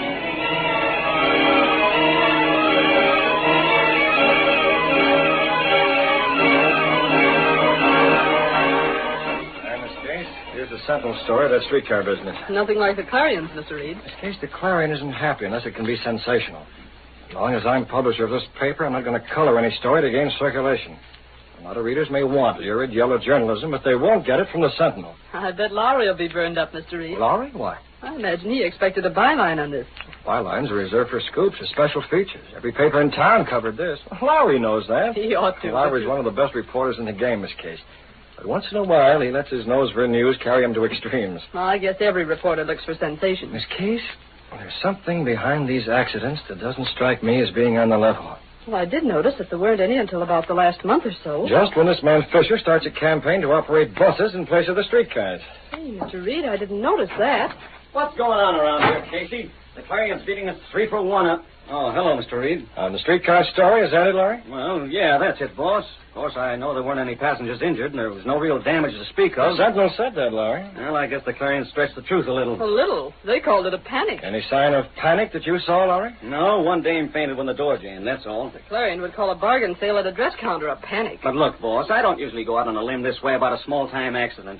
Only with that battle about the bus franchise coming up before the city council, this stuff is news. Not the way you think, Lowry. Huh?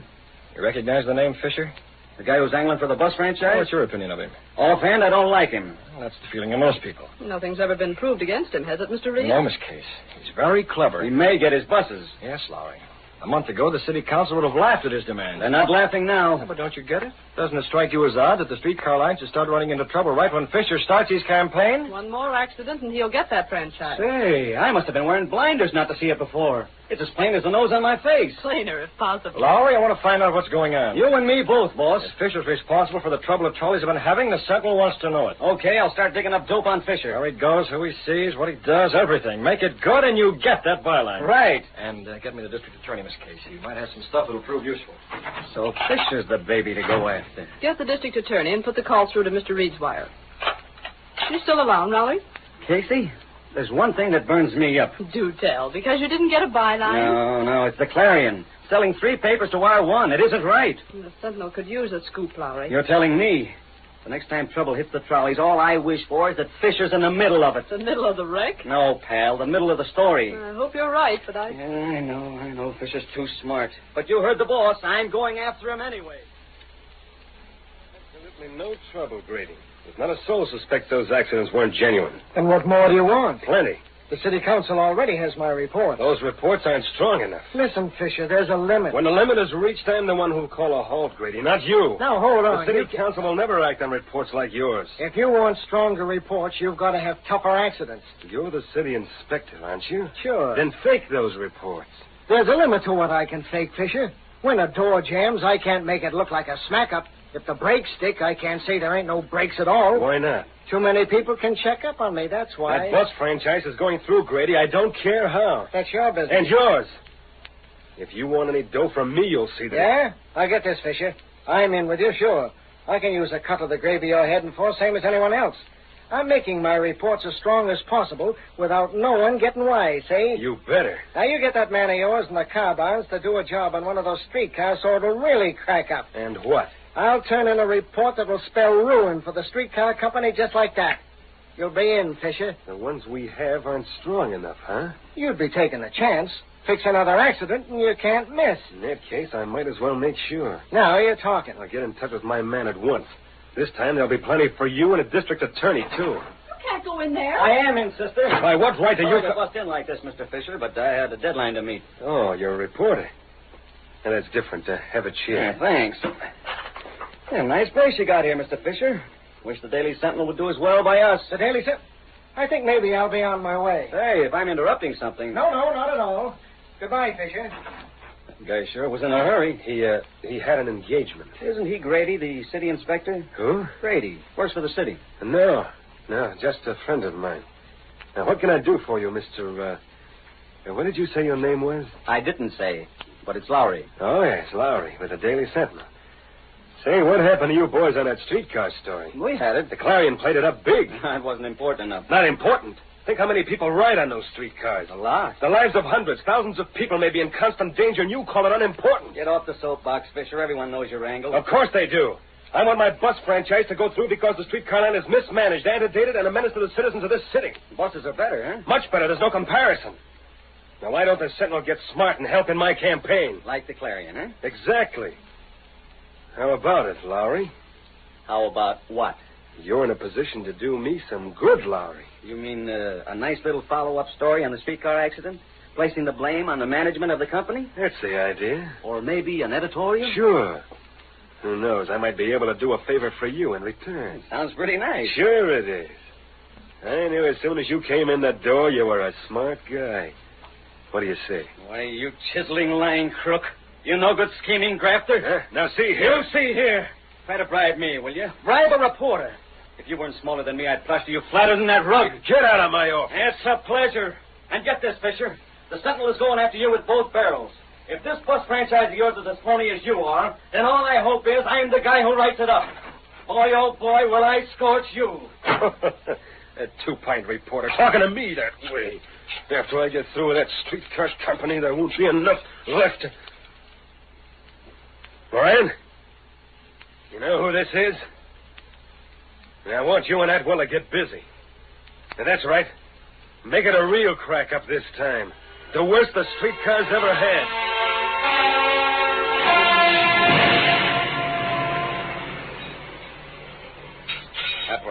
Yeah?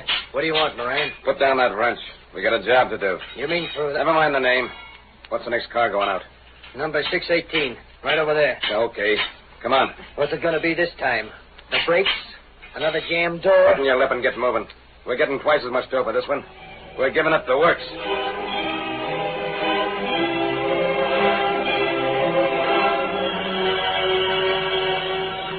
Can you tell me where I get the streetcar for Parsons Avenue, officer? Right here, lady, at the bottom of this hill. Thank you. And that's her now, just starting down the hill. It's coming awfully fast. Hey, look at that trolley.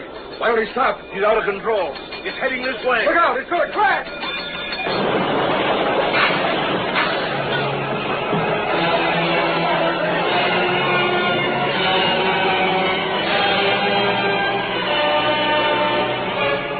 My report of the streetcar accident shows that the cause of the crash was faulty safety equipment. There is definite evidence of criminal negligence on the part of the streetcar company. Signed, Grady, City Inspector.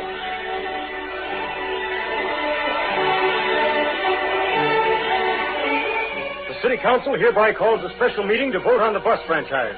Signed, Hopkins, Chairman of the City Council.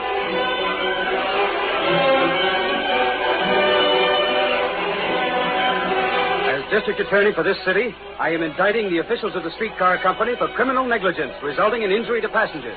Signed, Martin, District Attorney.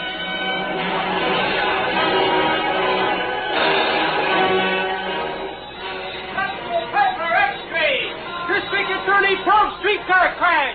City Council to vote on bus franchise. Sentinel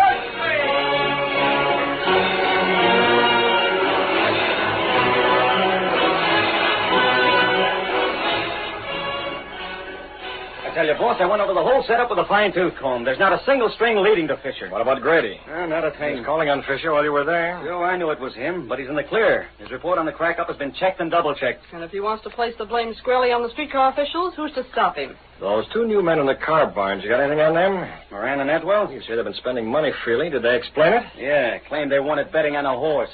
Try to check up on that. Honest, boss, we're stymied. It's airtight all the way. Gosh, I hate to think of a man like Fisher getting away with a stunt like this. Me too, Casey. Sometimes I'd like to take the law into my own hands. What? Well, honestly, Mr. Reed, isn't that the only way to catch these crooks? Whoa, Casey, hold on. There's only one gent who can get away with that stuff. And you don't look like the Green Hornet to me. Am I right, boss, or am I right? Huh? He says I don't look like the Green Hornet, Mr. Reed. Guess nobody listens to me around here. No, I heard you, Lowry. I was just thinking.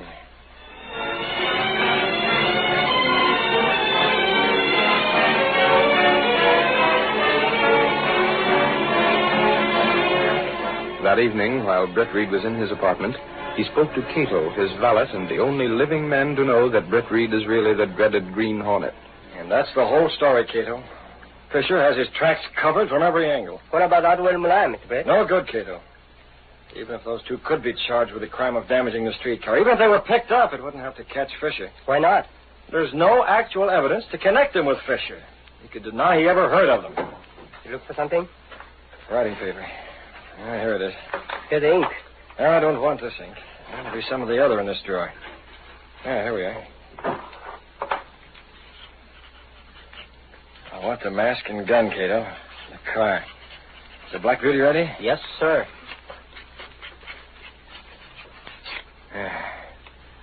Quite a job disguising my handwriting. Now, the seal on the bottom. Placing the letter in his pocket, Britt Reed went through a secret panel in his clothes press. With Cato, he walked through a narrow passage within the walls of the apartment house, then downstairs to the supposedly abandoned warehouse that housed the sleek black car of the Green Hornet. Ready? All right, get in.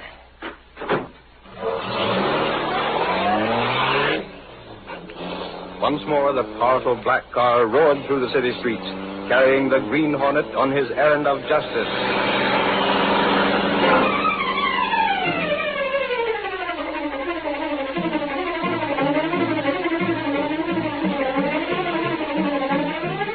The curtain falls on the first act of our Green Hornet adventure. Before the next exciting scenes, please permit us to pause for just a few moments.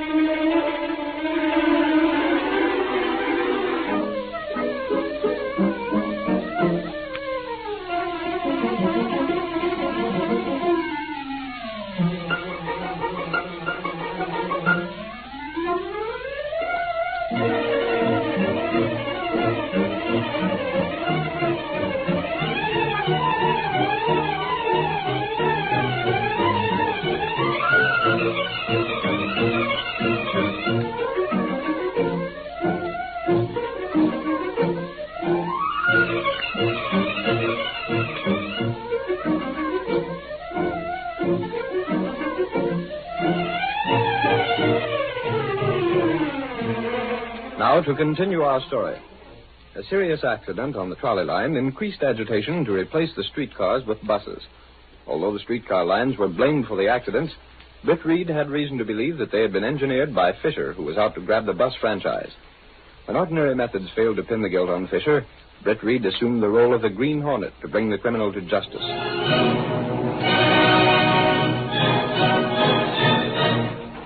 Father, it's late. You should be asleep. I can't sleep, Sally. Tomorrow the council decides on the bus franchise. They'll vote against me. Dad, they can't throw away all you've worked for. The streetcar lines are the finest in the country. Not anymore, Sally. Not when people are hurt through my neglect. Oh, it's not your doing, Dad. It's my responsibility. Oh, Dad. Fisher will get his franchise. Put me out of business. Here's something to make you sleep. Leave it on the night's table, Sally. There. The lights are out, too. Good night, Dad. Good night. No good thinking about it. Might as well do as Sally says. I'll open the window first. Fresh air. Don't move, Hanson. Who are you? What are you doing out there? Never mind that. Take this letter. Aye. Take it. That's better. Now, listen, Hanson. I'm not listening to... The mask. You're the Green Hornet. Now, you'll do as I say, or I'll let you have some of this gas. What do you want? That letter tells you what to do, Hanson. You can take it or leave it. Suppose I refuse. Read it first and then decide. If you want to go on running your trolleys, you'll do as I say.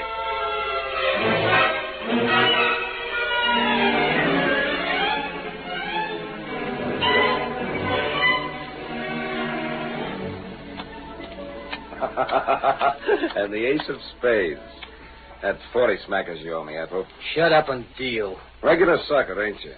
Next thing you know, you won't have none of that dough Fisher gave you. Put the cards down, Moran. Huh? Who's butting in? Why, the guy's mask. Keep your hands on the table. Hey, I know who you are. That mask you're wearing. You're the Green Hornet. The Hornet. Let me out of here. I ain't hanging around. Back in that chair and listen. You too, Atwell. We ain't done nothing to you. You two are experts on fixing streetcars, aren't you? Now, wait a minute. That's all I know all about you two. I tell you, you got us wrong. Well, cut it out, Atwell. This guy's the Green Hornet. We ain't fooling with him. Okay. Sure, we're the guys that done a job on them trolleys. That's Fisher's orders, eh? Listen, Hornet. You heard me. Talk. You know it all anyway. What's the sense of asking us? Sure it was Fisher. Hey, who you calling? I'm calling your boss. For what? He's going to meet us at the car barns. What? We ain't going to the car barns. Well, I want conversation from you two. I'll ask for it. Yeah, but and we don't move, understand? This gun has gas enough to take care of both of you. Hello, Fisher. This is the Green Hornet talking. That's what I said, the Green Hornet. Moran, come here. Me? Fisher's on the other end of this phone. He doesn't believe it's the Green Hornet is calling. Convince him. Hello, boss? Yeah, this is Moran. It's him, all right. That's enough. And get this, Fisher. I'm going over to the car barns with these two stooges of yours. Yes, tonight. I expect to meet you there inside half an hour. Never mind why. If you expect that bus franchise of yours to go through, you'll be there. Now, your whole scheme will be blown higher than a kite. You can't do this, Hornet. You can't make us go over there. You heard what I said. Get moving. Not on your life. In that case, I'll call the police. They'll be glad to know who's responsible for that trolley trouble. Hold on. That's better. Now, you're being smart. Yeah. Yeah, who'll go with you, Hornet? Remember, one false move You and won't need the rod, Hornet. We're going. All right. Come on, you rats, march.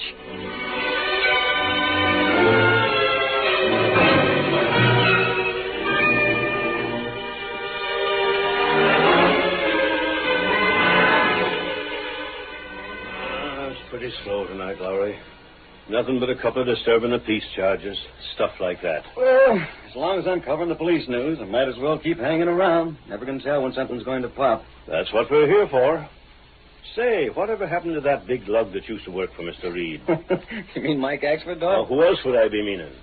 The way that guy used to get in my hair. Him and his theories. And every last one of them wrong. The boss got a letter from him the other day. He's out west. Oh, he is, eh? Well, all I hope is he stays there. Don't bank on it too much, Doyle. He may come back before... Police headquarters. Sergeant Doyle speaking. Police, this is Hanson, president of the Street Railways. Yeah? What's wrong, Mr. Hanson? Earlier this evening, I got a letter from the Green Hornet. What is that name? Did you say Green Hornet? Holy mackerel, Doyle. Quiet, Lowry. Keep talking, Mr. Hanson. I prefer to have you come out here to my place at once. It's on the corner. I know where it is. A squad car will be out there with me in it. What's up? I'll explain that when you arrive. Okay. The Green Hornet, is it? Well, here's where the Hornet loses his sting. That's what you think, Doyle. I want to be around when you try.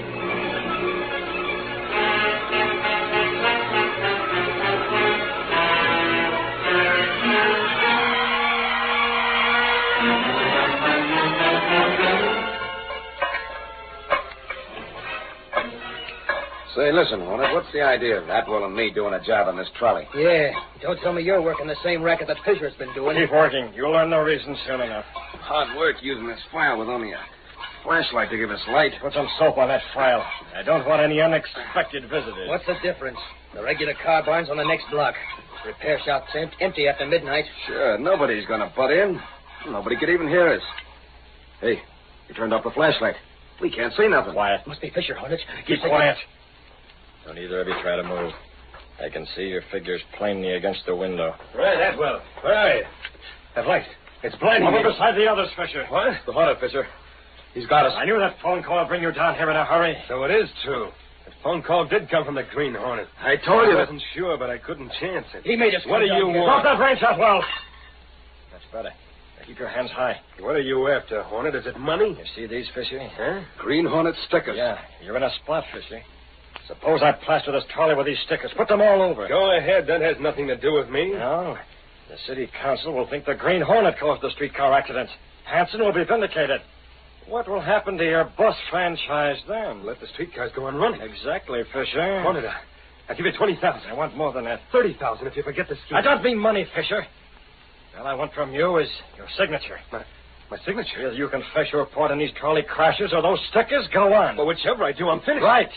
Either way, you lose. He's got you, boss. You're bluffing, Hornet. Am I? What can you possibly get out of it if I confess? Nothing personally. Only the satisfaction of knowing that your dirty scheme has been ruined. You better hurry, Fisher. The police will be here any minute. The cops? Hey, what? You're not serious. All right, Fisher, the stickers go on. No, wait, I'll sign. Give me time to get away before they come. Here. Pen's right here in my pocket. And here's the confession. Pretty sure of yourself, weren't you? Hurry. Turn the flashlight on a minute, Hornet, so I can see what I'm... Now, put him up. What gun? Stand back, Hornet. Thought I was reaching for my pen, huh? Nice work, boss. You had a shoulder holster, huh? You can't get away with this. I am getting away with it. Drop that gun of yours. I said you might. Come on, drop it. No, Hornet, we'll get you out of this place before any police arrive.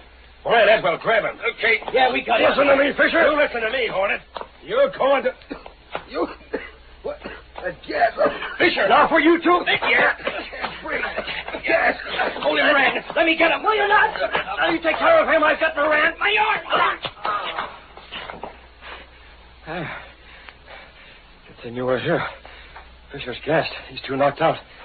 You used jiu-jitsu on Atwell, huh? Yes, sir. I was behind the trolley. Saw you there, but the others didn't. Moran. Yeah. Moran and Atwell will be coming to in a minute. Quick, pick up that gun. Very well. We'll leave this confession beside Fisher. It's not signed, but I think it'll serve the purpose anyway. Yes, sir. Yeah. Now we'll get back in the shadows beside that window and see what happens. The briefcase. Back here with me. There's no light bomb spies. Oh, my. I'm sure they're here. Give me that letter with the pink here beside the trolley. Here they are. Turn those flashlights this way. Hey, these two mugs have been stopped. They're knocked out. Doyle, here's Fisher. Fisher? Yeah. Jumping codfish. He's been gassed. Officer, these two men are Moran and Atwell. They work in the repair shop. Dirty work, I'll bet. Look at this. The axle on this trolley's filed almost all the way through. He's coming around. Listen, Hornet. Don't tell the cops. Hornet. Go on, Atwell. Keep talking. The cops. You and Moran did this job, didn't you? Hey, spill it that well. You're in too deep already. Yeah. But we was working for Fisher. That's how. Fisher's the guy. How? I tell you, Fisher paid us to wreck all them trolleys. And you'll swear to that in court? Sure I will, sure. Moran, too. Does this mean Fisher will be implicated? Implicated? Mr. Hanson, Fisher will be convicted. He might have got away with it before, but now that we found him here with these two rats... Yeah, right in the middle of another job. He's sunk, Mr. Hanson. Hey, Sergeant, look at this. I found it next to Fisher's body. Yeah, give me that. That's for the police, Lowry. What the... Hey, it's a confession, but... It isn't signed. Don't worry, it will be when we get Fisher down to headquarters. Take those lugs out. Oh, my jaw. Come on, you. Grab the other one, Joe. Yeah, we'll come back for Fisher later. Well, there you are, Hanson. You don't have to worry about the bus franchise when this hits the front page. What gets me is what happened to these guys. What do you think, Doyle? The Green Hornet. Huh? If I hadn't followed the instructions in that letter, we'd never have caught Fisher. What do you mean, Mr. Hanson? His letter told me to call you. At first, I wasn't going to trust him. Then I thought it over. Hey, we haven't seen that letter yet. It was such a rush. You got it with you? Yes, I think so. It's in longhand. Longhand? Give, Hanson. Maybe that handwriting can be traced. Here it is. But I doubt if you can trace it. I'll take that. When I first looked at it, the handwriting seemed to be disguised. Come on, Doyle. Come on, open it up. Hey, there ain't no writing on this page. It's blank. Well, maybe you need glasses, Doyle. I tell you it's blank. Look.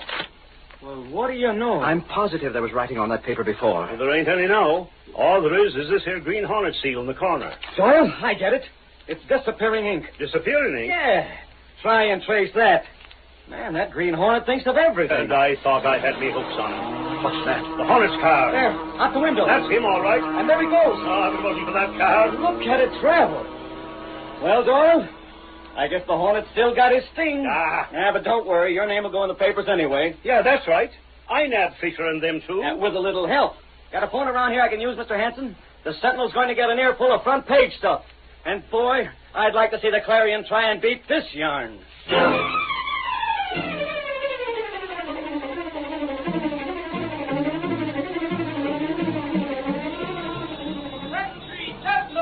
Hornet smashes racket. Fisher arrested.